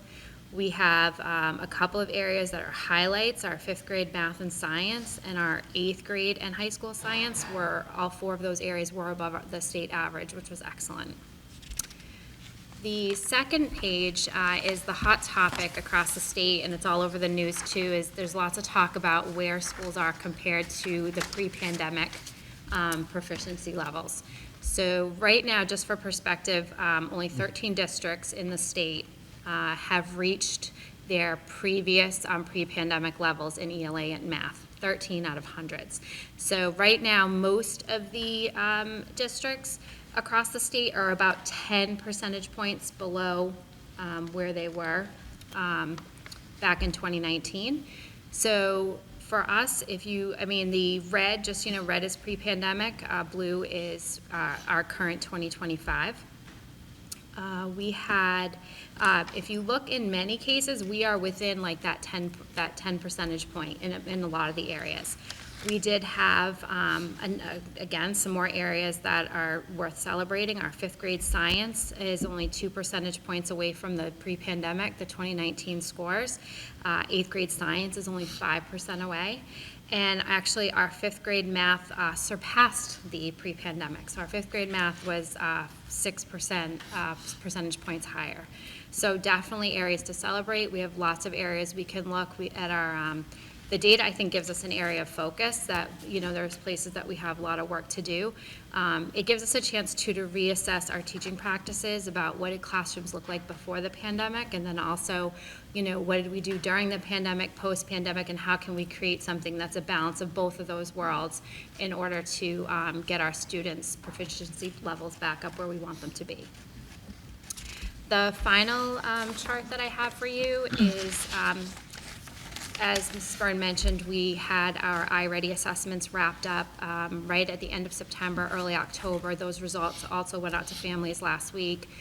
But one of the reports that teachers are able to receive within the iReady platform is something called the Projected Proficiency Report. And what that does is it allows teachers to look at a student, or their whole class actually, and given their results on iReady, they make a projection, not a prediction, but they make a projection of how they think that student or group of students will perform when it comes time for the state test. So especially like middle of the year, it's a great indicator for us to say, not only can we look at our student growth, but then can we look at how will these students possibly perform, and where is that group of students that I need to catch or boost up the instruction with. So if you look across this, nothing's a perfect science, but in all but a few cases, we were within a few percentage points of what I already thought our students, how they would perform, almost right on target in many of them. So this still gives us more confidence in the validity of our iReady testing and why we're doing it, in addition to the My Path program that it gives all of our students, and then also the data it gives our teachers along the way to help validate everything they're doing in the classroom. So that's the comparison of that. Any insight as to why there was such a disparity in grade 5 ELA? No, I was curious about that. That's the starred one of mine too. Yeah. Again, I did send out, after I printed this, I did send out an email to iReady to ask them if that was consistent in other schools as well. Because they take, I think it's about 5 years worth of data. They took all of MCAS data and they take all of the iReady data, and they try to make these predictions over the course of the year, and they come up with these totals here. And that one, I've never seen one so far off. Yeah. So, but again, you have to take into account, there's the students taking it on a certain day. I mean, the MCAS is a, 2-day thing. Same thing with iReady, that's only a couple-day thing. You're not sure what the student population is like or their mindset on any given day. But I did send out, I was curious if other schools had similar trends in terms of, I noticed it was 5th grade ELA and then 8th grade math was a little bit off for me. So those were 2 that I have sent out. So when I find out, I'll let you know. Thank you. I have a question. So didn't they, in the last couple of years, didn't they just revise the MCAS So the questions were different or some slightly different? There was some change. I don't remember what the change was, but there was a change. In science, there was a change, yep, they did change some of the science, yes. Do you think that would have any impact in this, on the second page, where the difference between 2019 and 25? For the science, there definitely could be, the test has changed from the 2019 to 2025, but when you look at, so twofold. Yes, there could be a difference. It's not apples to apples, so I agree with that. But when you look at the first page and how our students say 5th grade science and 8th grade science compared to the state, we still surpass the rest of the state who all had the same test. So I think, I think it's kudos to how our teachers are preparing in that case for the new test, because it's not like the entire state jumped that high. We jumped even higher than that. So I attribute that to the instruction that's happening. Thank you. Sure. Jen, with regards to the 13 districts that are now exceeding, Yeah, they're back to their levels, they're yeah. back to their levels and so forth, is there any secret sauce, or is there anything about those individual districts that, we could learn from, or? I'd have to dig into what the 13 districts, Yeah, 13 that's- districts are. I did notice some of them are a bit more affluent. I was going to say they're generally affluent communities, and Yep. they tend to have resources, or they tend to have policies or whatever. in No, but it place is to- worth, yeah, but it's definitely worth digging into. It also depends sometimes on, how much weight is put on it, how much emphasis is put on it. We're not sure. I don't know if any of those districts continue to, really push it as an end-all, be-all kind of assessment, where we know. There are still some districts that require MCAS for graduation. Yep. Which is something that I think this district should consider at some point. Do you think that, maybe there isn't any funding, but I'll ask anyway.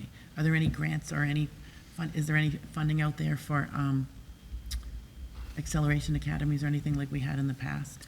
Not right now, and we didn't, actually, I guess it's a good thing, but, we didn't qualify last year. We did have them for a number of years, and then last year was the first school year that we didn't qualify for, which is a good, good and bad.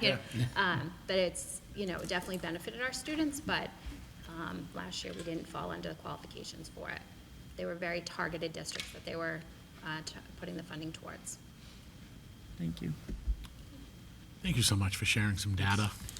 Really appreciate it. Sure. Wish it looked better. Oh, It will. that's right. It will. Okay. I don't believe there have been any subcommittee meetings since.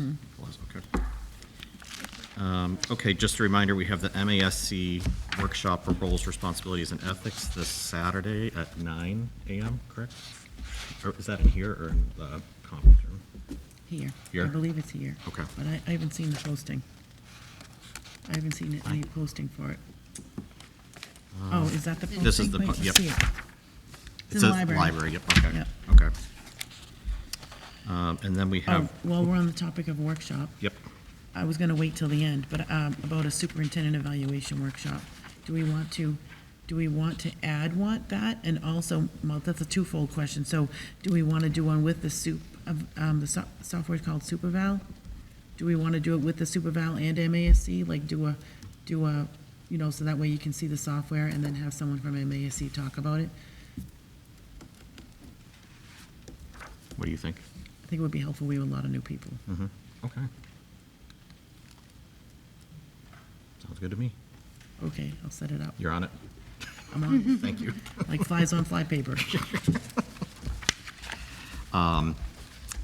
We have the MASC Mass Annual Joint Conference coming up November 12th through the 14th. Mr. Fury is our representative to that, and the report of the Resolutions Committee is included in your packet, all the resolutions that will be voted on. I can't remember last year, So we actually did a vote. right, And I think we just kind of read the whereas, and then a pretty simple yes or no, yay or nay, as to how we decided as a school committee, how we wanted to vote, and then I just carried forth whatever we as the school committee decided. and then shows that that's the vote that I submitted during the delegations. Okay, all right, so we can do that. There's only one new one. All the other ones are being reauthorized. So, okay, thank you. So the first one is removing BMI testing from schools submitted by the Grafton School Committee. So I think it's the therefore it be resolved is kind of what Yep. we're voting on, correct, Ellen? Yeah. So therefore be it resolved, the MASC urges the removal of BMI screening requirements from all public schools. So are there any? That's a great Are idea. there any questions with regarding, like, how this stuff kind of plays itself out, or does anybody have any, like, questions as to? Can I make a comment? Sure. So with these resolutions, I don't know, for the new people, because you probably already know, you came to this Day on the Hill.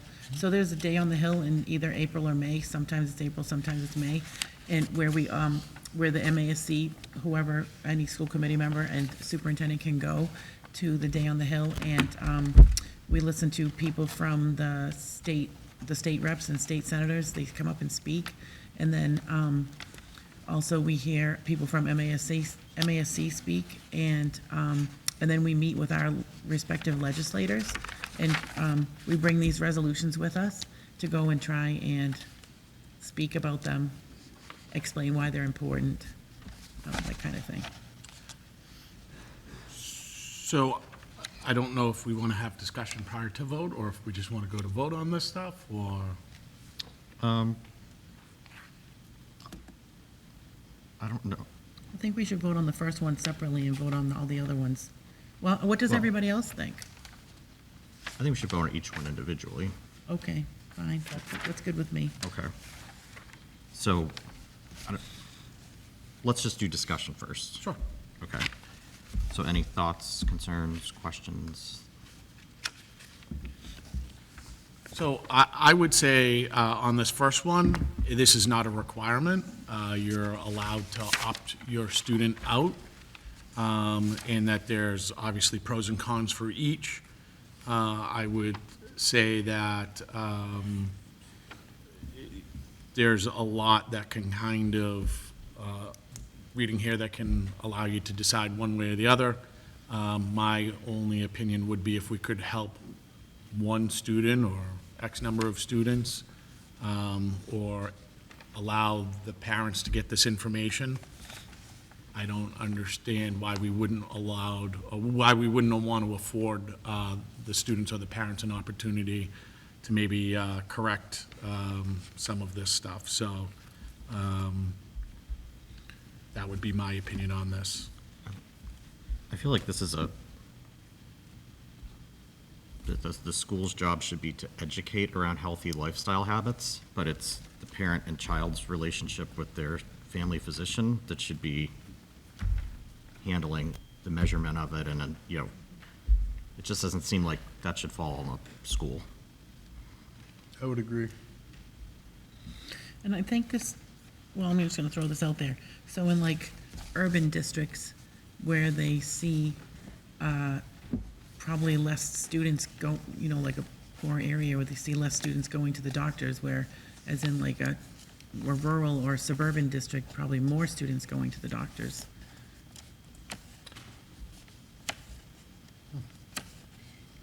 So we're required to have updated physicals anytime a student enrolls in the district, and then kindergarten, 4th grade, and 7th grade. So those are the only years that we look for to have updated physicals, unless the student in high school is playing sports, then they need updated physicals. What's And the, some of it might not be accurate either. I'll just give an example. I don't usually bring my kids up, but there was one instance where one of my children, which this feels so foreign because I don't talk about them, was told that their BMI was excessive and that they were whatever, and they were not, because they were muscular. Muscle weighs more than fat. They were not obese. So that's my feeling on that. and what resources does this take from the, It's usually done through the nurse's office, just like we do hearing and vision screening.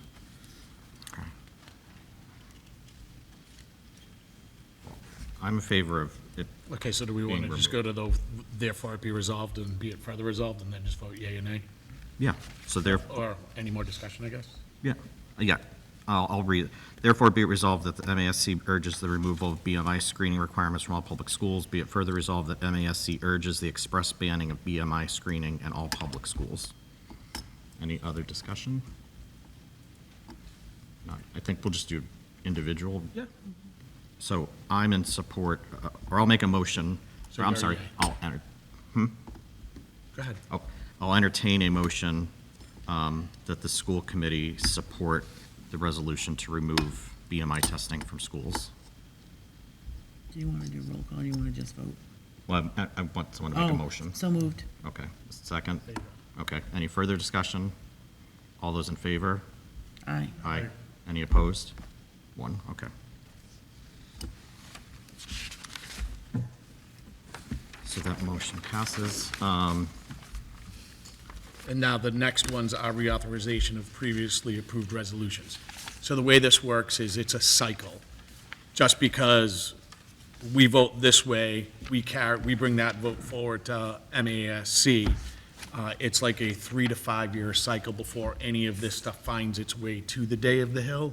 And that's just how policy kind of works its way through. So what they ask for is reauthorization of previously approved resolutions, and then they have an opportunity to go ahead and try to push those resolutions forward at a future time. So that's what reauthorization of that means. So there's, I think, 6 of them, if I'm not mistaken. I think it was 6, yeah. And the first one is sanctuary laws for transgender students. And again, therefore it be resolved is where you want to pay attention to. So therefore be it resolved that the Massachusetts Association of School Committees calls on the great and general court to join with other states in the passage of a so-called sanctuary law to ensure such children and their families have the power of enjoying in safety and tranquility their natural right and blessings of life as guaranteed by the Constitution of the Commonwealth.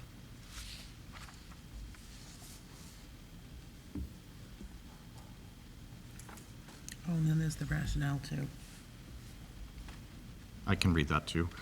The rationale of the 2011 passage of the Act relative to gender identity marked a Massachusetts commitment to the civil rights of transgender students. Laws recently passed or being considered in other states would put into question this protection, as some such laws call for families to be prosecuted for seeking medical treatment for their children, even across state lines. This is a profound violation of the civil rights of these children, and it increases the potential harm both to them and to their families. In response, a number of states are considering so-called sanctuary laws, which would shield families from such prosecution extended to those children, the rights guaranteed to them by Massachusetts law. As of the passage of this resolution, no such bills have been filed in Massachusetts. The legislature must back up the 2011 Act with this further protection. Any discussion?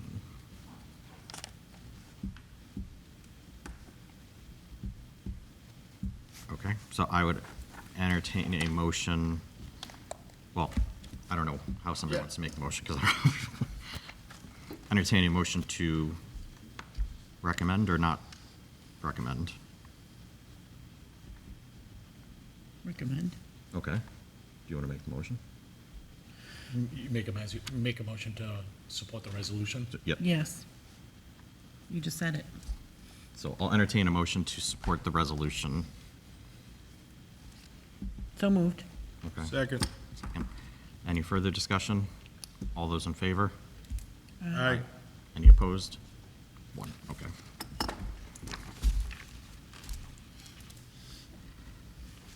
The next is increasing the maximum balance allowed by the Special Education Reserve Fund.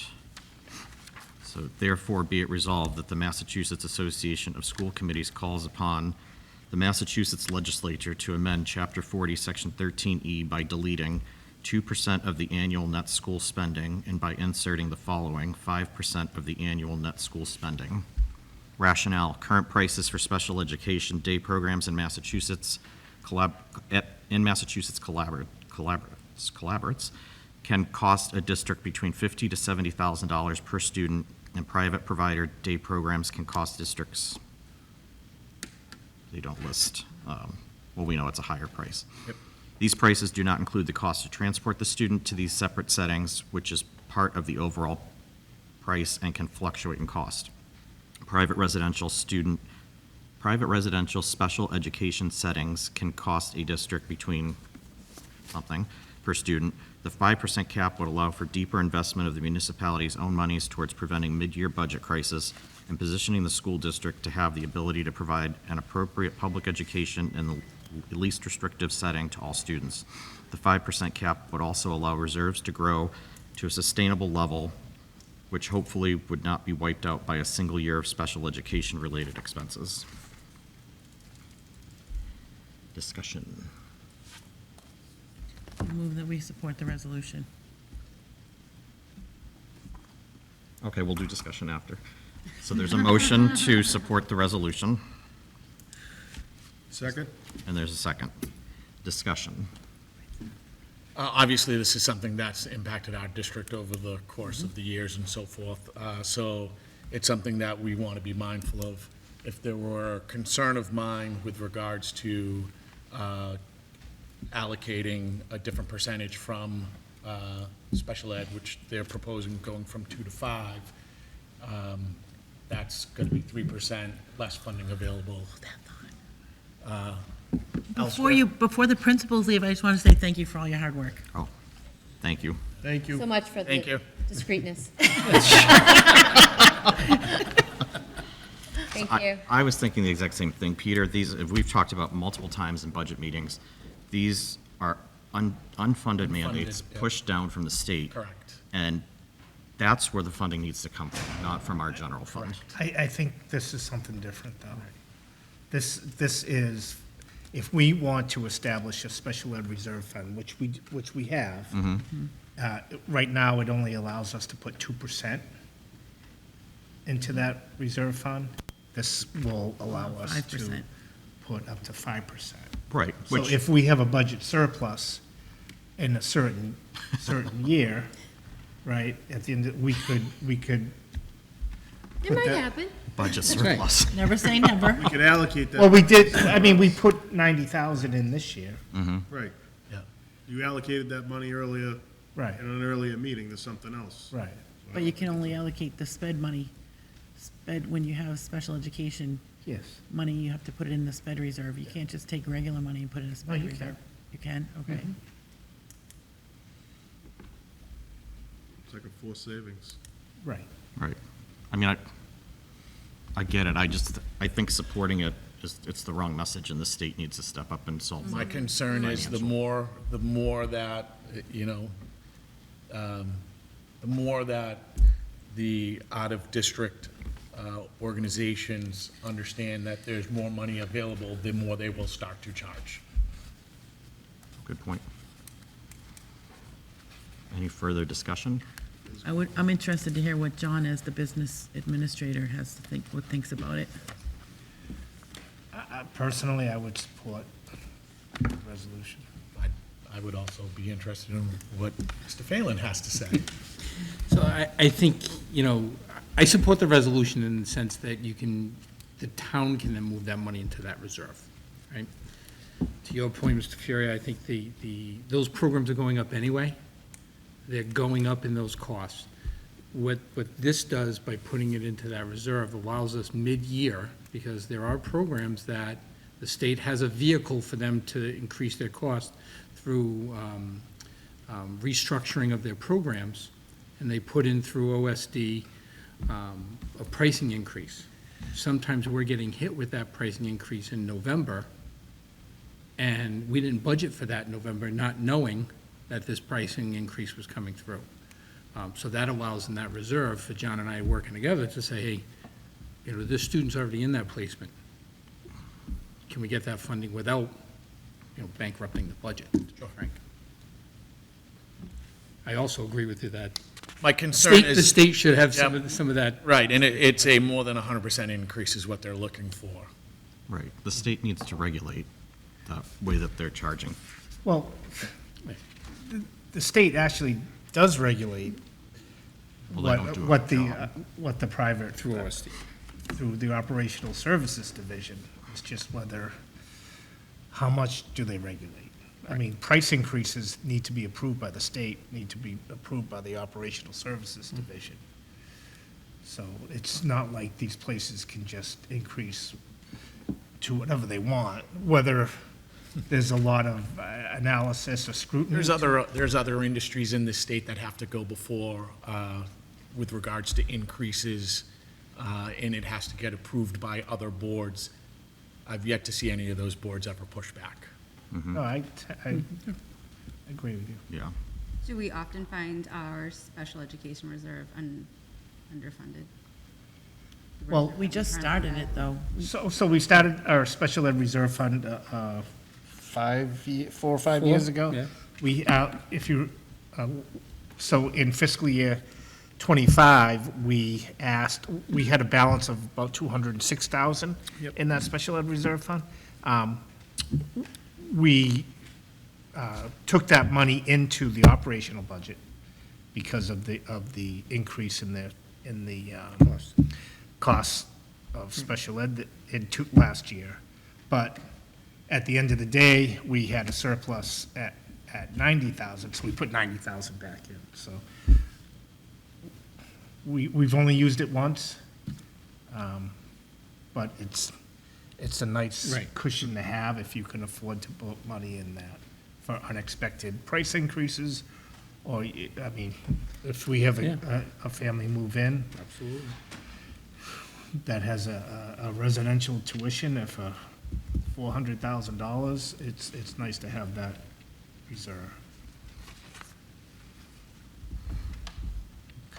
I move that we support the resolution. I think you already did.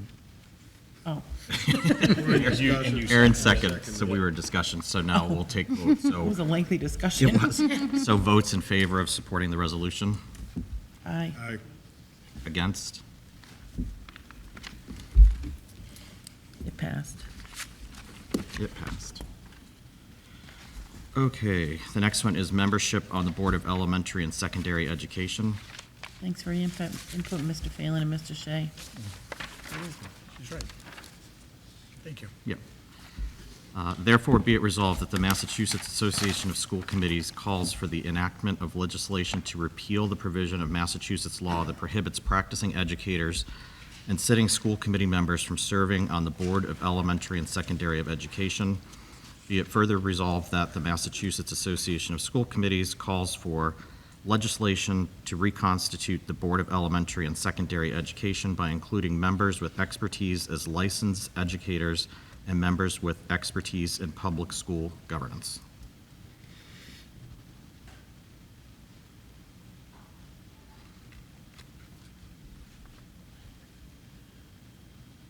Anyone You have have to a, read that extra.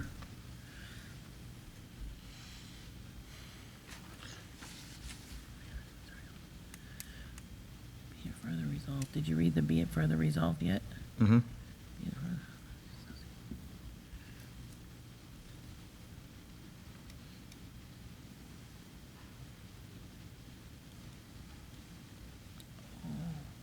So they're saying, okay. I move that we support the resolution. okay. Moved by Ellen, second by Leslie. Any discussion? I would say that where the Board of Elementary and Secondary Education governs the educator licensure in Massachusetts, them allowing them to oversee the licensure practice might be a conflict of interest. For actual, not for sitting school committee members, though. This is not school committee members, this has to do with, It's both. It says for Practicing, practicing educators and sitting school committee members. yeah, but we have to vote the way it's written, right? right. So, okay, so we have Peters. Any other discussion?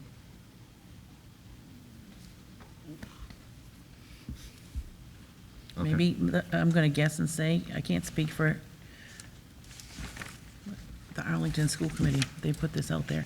I can't speak for them, but I would say they probably, well, this is me speaking for them. I'm really trying hard not to, but they probably believe that practicing educators might have valid input. You're a practicing educator, what do you think? Have valuable input. So do you, as the rest of us, as members of a school committee board? So, Right. yeah. Okay, so we have a motion. All those in favor of supporting the article? Aye. Aye. Opposed? Okay, that passes. Next, we have preserving local governance of Massachusetts schools. Therefore, be it resolved, the Massachusetts Association of School Committees calls on the Commonwealth of Massachusetts to restore local governance and accountability for the Lawrence and Southbridge Public Schools no later than July 1st, 2026, recognizing that Holyoke was removed from receivership on July 1st, 2025. Be it further resolved that the Massachusetts Association of School Committees calls on the Massachusetts Legislature to enact legislation to limit any future state takeovers to a term of no more than 3 years.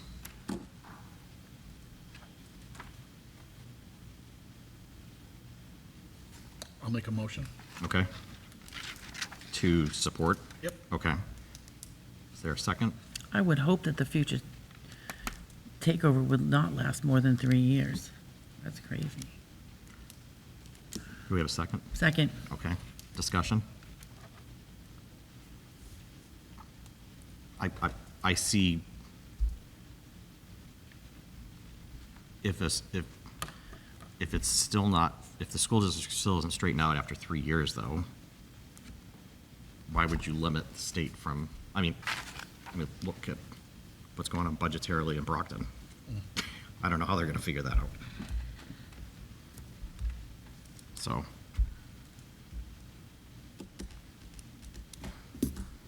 Any other discussion? All those in favor of the motion to recommend the article or the resolution? I don't know, hold on, I want to read something. Okay.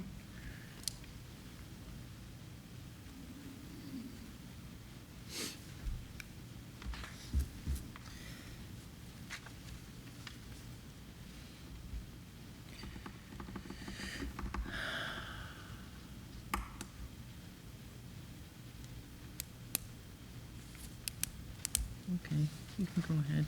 Okay. I'll just say one last discussion piece before we vote. If it was just to restore those school systems, if they've met the criteria where they shouldn't be under state control, I would vote yes, but the fact that they added the 3-year term limit, or the 3-year limit, that bothers me. But all those in favor of the motion? Aye. 3, 4, 5, against? Me, yep. All right, next, personal financial literacy education. Therefore, be it resolved that MASC file legislation that would have the effect of ensuring that all students have exposure to personal financial literacy curricula and ultimately graduate from high school with a lifelong knowledge of how to be fiscally responsible to avoid being deterred by financial woes. This legislation should ensure that the students at various levels would benefit from curriculum in Massachusetts public schools would include content in personal financial literacy. Rationale, because many students and their families today do not plan far enough ahead for college tuition, many students are not able to attend institutions of higher learning or need to drop out due to inadequate funds. This resolution would help to ensure that students are knowledgeable about the best options available to them in order to be financially responsible and receive the best advice in attaining their goals by being educated about the best options for paying tuition, using credit cards, securing personal loans, including car loans, etc. I think it's a good idea. Yeah. I try to explain that financial stuff to my kids, and they look at me like deer in a headlight. Is there not, I don't know math curriculum, is there not anything in the frameworks already for personal financial literacy? So there's also- components Yeah. of it that are in courses. The course that we have dedicated to financial literacy is our topics course. It's not a requirement for all students to take it right now. So, Make a motion motion to support, to support. okay. Is there a second? Second. Okay. Any discussion? Yeah, I guess my only point would be that I have a really hard time with MASC and their language. I don't know how it's the responsibility of a school if we're not going to promote BMI testing, how we could think that we would be able to have schools provide a lifelong knowledge of how to be fiscally responsible. Yeah, it's, their wording isn't. They're wording on a lot of things, which tends to then confuse people as to how to vote, is my problem. More so with this, because I'm incredibly in favor of what they're trying to do. But I think their language is less than proper. I take from it that they want to, they want to have a course in curriculum, they want for personal financial literacy. That's the content. I don't know, that's what I got from it. Okay, so we have a motion, we have a second. All those in favor of supporting the resolution? Okay, that's unanimous. And the last one, establishment of a regional school assessment reserve fund. Therefore, be it resolved that the Massachusetts Association of School Committees calls upon the Massachusetts Legislature to enact or amend legislation which permits municipalities to establish a regional school assessment reserve fund, to amend MGL Part 1, Title 7, Chapter 40 by inserting Section 13F as follows. Chapter 40, Section 13F, Regional School Assessment Reserve Fund for payments toward future regional assessments. Any municipality which accepts this section by a majority vote of the municipality's legislative body may establish and appropriate or transfer money to a reserve fund to be utilized in upcoming fiscal years to pay for the regional assessment in years when the regional assessment increases by more than 35% over the previous year's regional assessment. The balance in the reserve fund shall not exceed 10% of the annual regional assessment for the municipality. Funds shall only be distributed from the reserve fund after a majority vote of the municipality's legislative body in years when the regional assessment is more than, I wonder if that was supposed to be 3.5% in the previous paragraph, because this is 3.5%, in order to bring the regional assessment down to no less than 2.5% increase. The municipal treasurer may invest the monies in the manner authorized in Section 54 of Chapter 44, and any interest earned thereon shall be credited to and become part of the fund. I have a question for John. Does that affect us, or does it or is it a fund, like a regional fund that would be for Southeastern, or like, Right. so it's their fund, or it's our East Bridgewater? It's an East Bridgewater fund. To fund them. Right. The gentleman that was here last meeting said that they're going to a lottery now, and, the number of students that have been going to Southeastern has been pretty consistent. The tuition increases every year, but, it's something that's somewhat manageable. But if they do a lottery now, and all of a sudden we have 50 kids going there instead of the 30 going there, I mean, that's a huge increase to the town. Having this reserve fund would help cover that cost, if we could fund it somehow, but I would support this. And we have no input over the setting of the tuitions. No. How would you determine at the end of the year if there was money that we could put into the sped reserve and also this reserve? We just, Split it or something? Or I mean, there's a limit to how much you can put in each of the, there's a maximum as to the number Oh, right. that you can put into each of these funds. I mean, if it was I think it's not a me- bad thing if we're able to have it. Maybe I'm not reading this correctly. I thought this is for regional school districts to be able to create. Yes, that's the way I read it. Right, so it's not something that all districts would create that are sending students to vocational schools. It's for So it's like the region. Silver Lake. Oh. So regional school districts, when they have multiple towns that they're budgeting for, that they can create these reserve funds, knowing that they've got I think you're right. multiple dynamics. Oh, then And that would make sense because it's submitted by Silver Lake. Right. But wouldn't That makes Southeastern sense. qualify? Isn't Southeastern regional? They could, well, no, it's a vocational, technical. Right. So this is High regional, school. not vocational, okay? Right. Whitman, Hanson, Silver Lake. Yeah. Yep. We could support our regional, I mean, it has no impact on us then, no. That's why I would support it. okay? I'll entertain a motion to support, I make a motion. okay, second? Second. Oh, you seconded it. No, no, you Oh. did. Any further discussion? All those in favor? Aye. Aye. Thank you, Gina, for clearing that up. Maybe. No, that makes sense. It does. All right. So there is an update in the packet on updates that were made to the open meeting law. Everyone, it's about the posting of meetings and the clerk's office reminders. So if you could just familiarize yourself with that. I don't know that we have to spend any time on it tonight, unless anyone's, Oh, no, I already Nope. read through it. It's Okay. pretty lengthy. a quick business and financial update from Mr. Shea.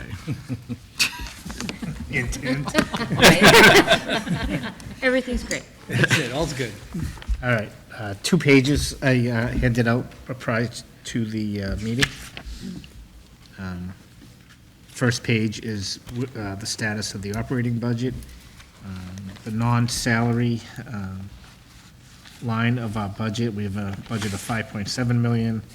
We have total expenses and encumbrances of almost 5.6, so we have an available balance of $142,000 right now. Salary, I will be providing, not an encumbrance, but an estimate of their salary for the remainder of the year. So right now, it shows a balance of 17 million.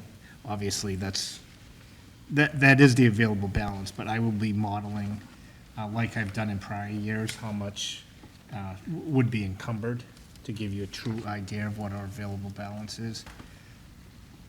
Hopefully, I'll have that for next meeting.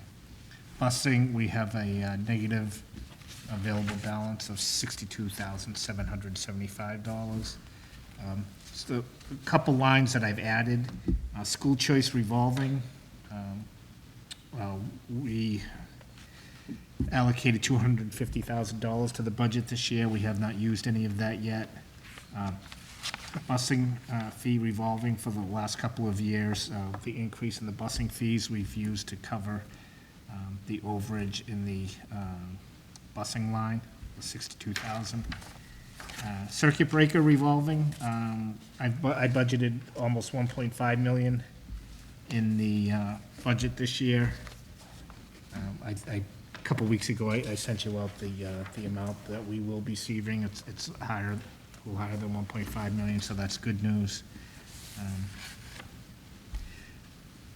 School facility line, we have an available balance of $576,672. The town does not encumber, they don't do POs, but we'll keep an eye on that because that is an important part of the town's overall budget also. Down below, I broke out the non-salary expense line by the different categories in our accounting system. You can see our biggest line item is PPS, per pupil services, at 4.1 million. Right now, we have a negative balance of 389,000 in that line item. So PPS is special ed, it's the Aggie tuitions, it's the special ed transportation, outside consultants for PT, OT, speech. And so that's the line item we'll be, Jay and I will be watching every week. Is that also homeless transportation? Homeless transportation, yes. Foster care. So, Homeless foster in your encumbrances, how far out is that? That's an annual, for that, it's pretty much an annual encumbrance. Okay. I could tell you, there are some line items we haven't encumbered yet. There's about $200,000 in homeless and foster care transportation. We don't have an encumbrance for yet. There's Aggie, one of the Aggie tuitions, we don't have an encumbrance yet. There's a lot of services provided by BCBAs and psychologists and testing. We haven't encumbered yet, but if we have a tuition, we know what that annual tuition is, so we encumber for that annual tuition. The same thing with transportation.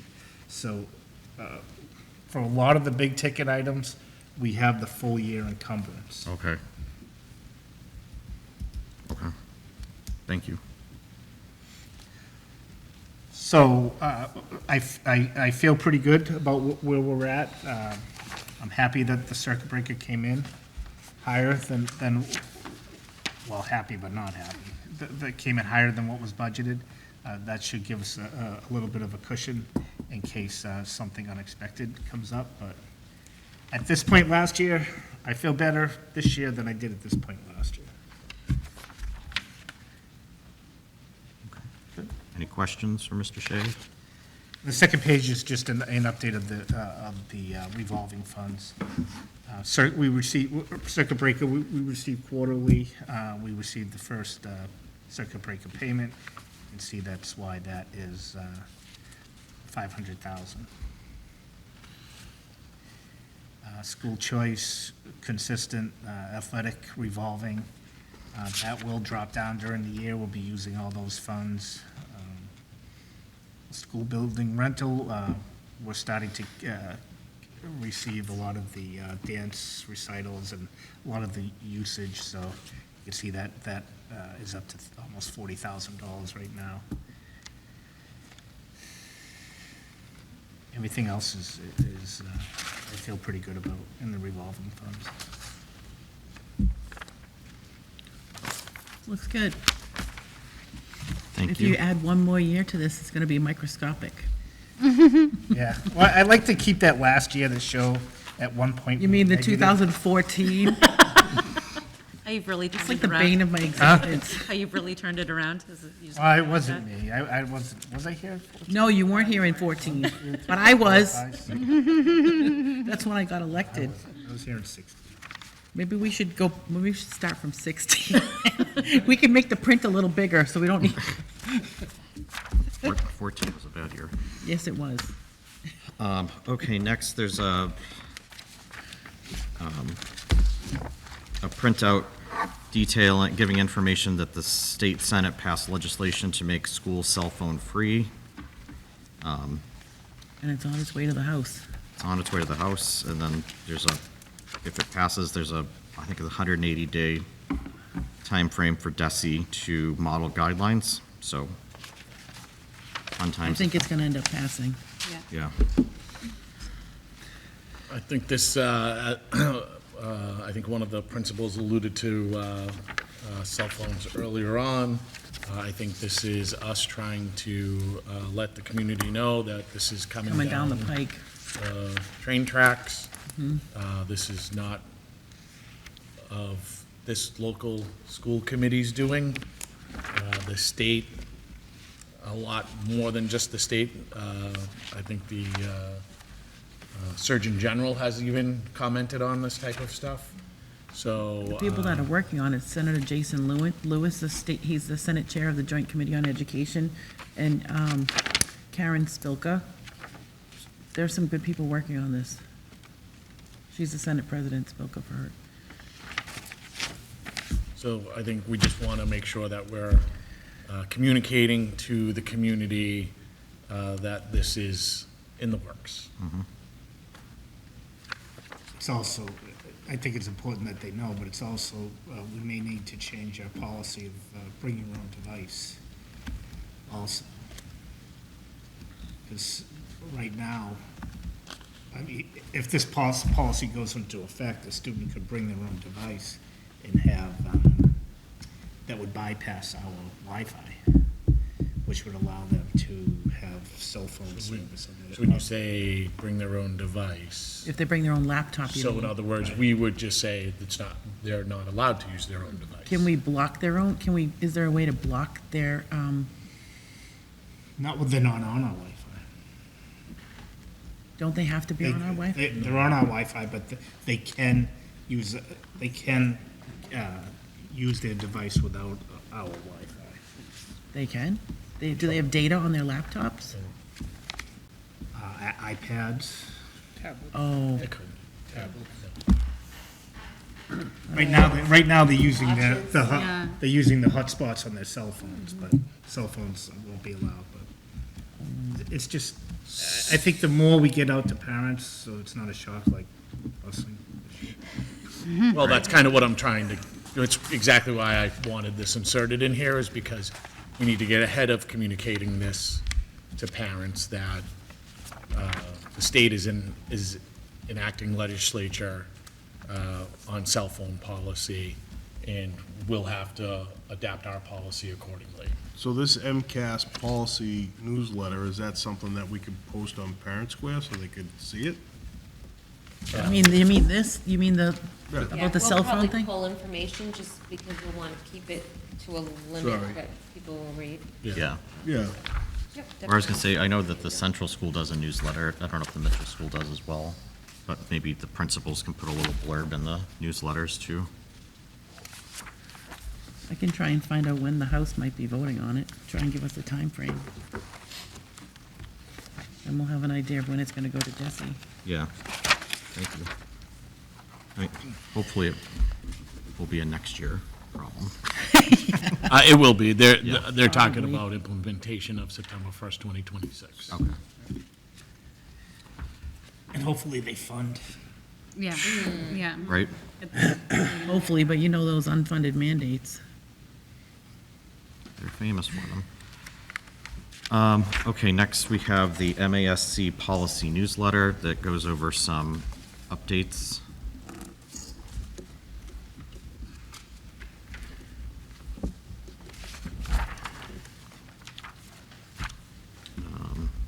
Any feedback? Okay. All right, we will move into actions required by the committee. I will entertain a motion. Oh, it's S2561. I'll entertain a motion to approve payroll warrant 11 PS dated 9/10/2025. So moved.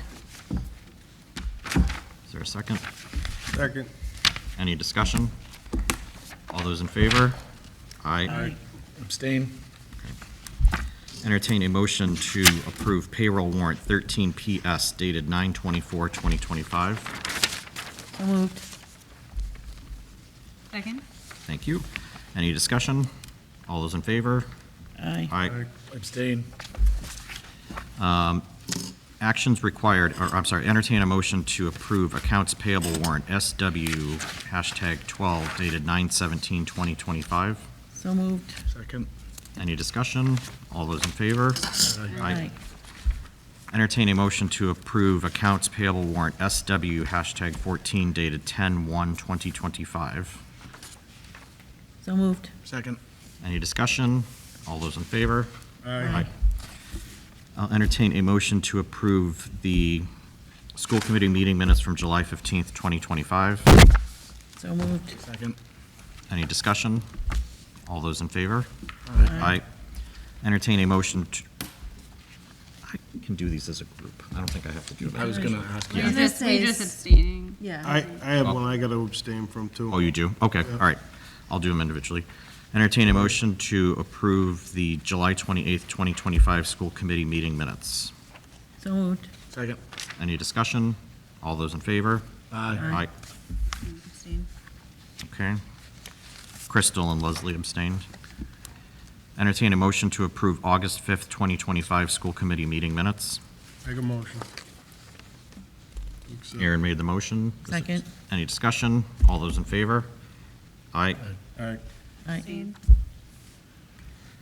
Entertain a motion to approve the meeting minutes of the August 18th, 2025 school committee meeting. So moved. I don't believe I was here for that one. You were not. What if you watched it on TV?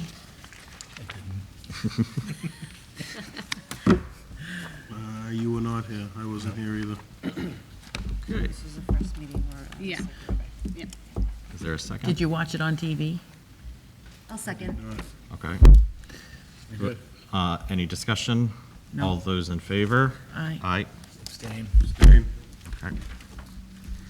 Entertain a motion to approve the meeting minutes of the September 16th, 2025 school committee meeting. So moved. Second. Any discussion? All those in favor? Aye. Entertain a motion to approve the homeschool education plans as reviewed and recommended by Assistant Superintendent Mrs. Jennifer McPartlin. The superintendent recommends approval. So moved. Second. Any discussion? All those in favor? Aye. Entertain a motion, Well, does anybody have any, before we? actually, yeah, we can, any feedback or discussion on the 2025 school committee operating protocols? Any questions? Okay. I'll entertain a motion to approve the school committee 2025-2026 operating protocols. So moved. Second. Any discussion? All those in favor? Aye. I will, I don't think we already We already did the resolution. voted on the resolutions. Entertain a motion to approve the out-of-state field trip request from Mrs. Linda Mancini Pavlov, Director of Music, to the Great East Music Festival on Friday, June 5th, 2026, held at Canopy Lake Park, Salem, New Hampshire. So moved. I know that this is a trip that the kids look forward to every year. And this is like, is this direct, I don't know off the top of my head when graduation is, but I think it's right after graduation, maybe? It would be the following week. This one's June 5th. June 5th is, Yeah, graduation is the 29th of May. I'll just update my calendar. I'll second. Thank you. Any discussion? No. All those in favor? Aye. We already reminded us about our workshop this Saturday morning. We'll see everyone bright and early at 9 o'clock. you won't see me. Won't see me. Oh, okay. I'll be here. Yeah. I'll be here. You're And, going away. yeah, I will entertain a motion to adjourn the meeting. So moved. Thank you. Second by Crystal. Any discussion? Nope. All those in favor? Aye. Aye. And thank you to EBCAM for filming our meeting this evening. Everyone have a great night. Thank you.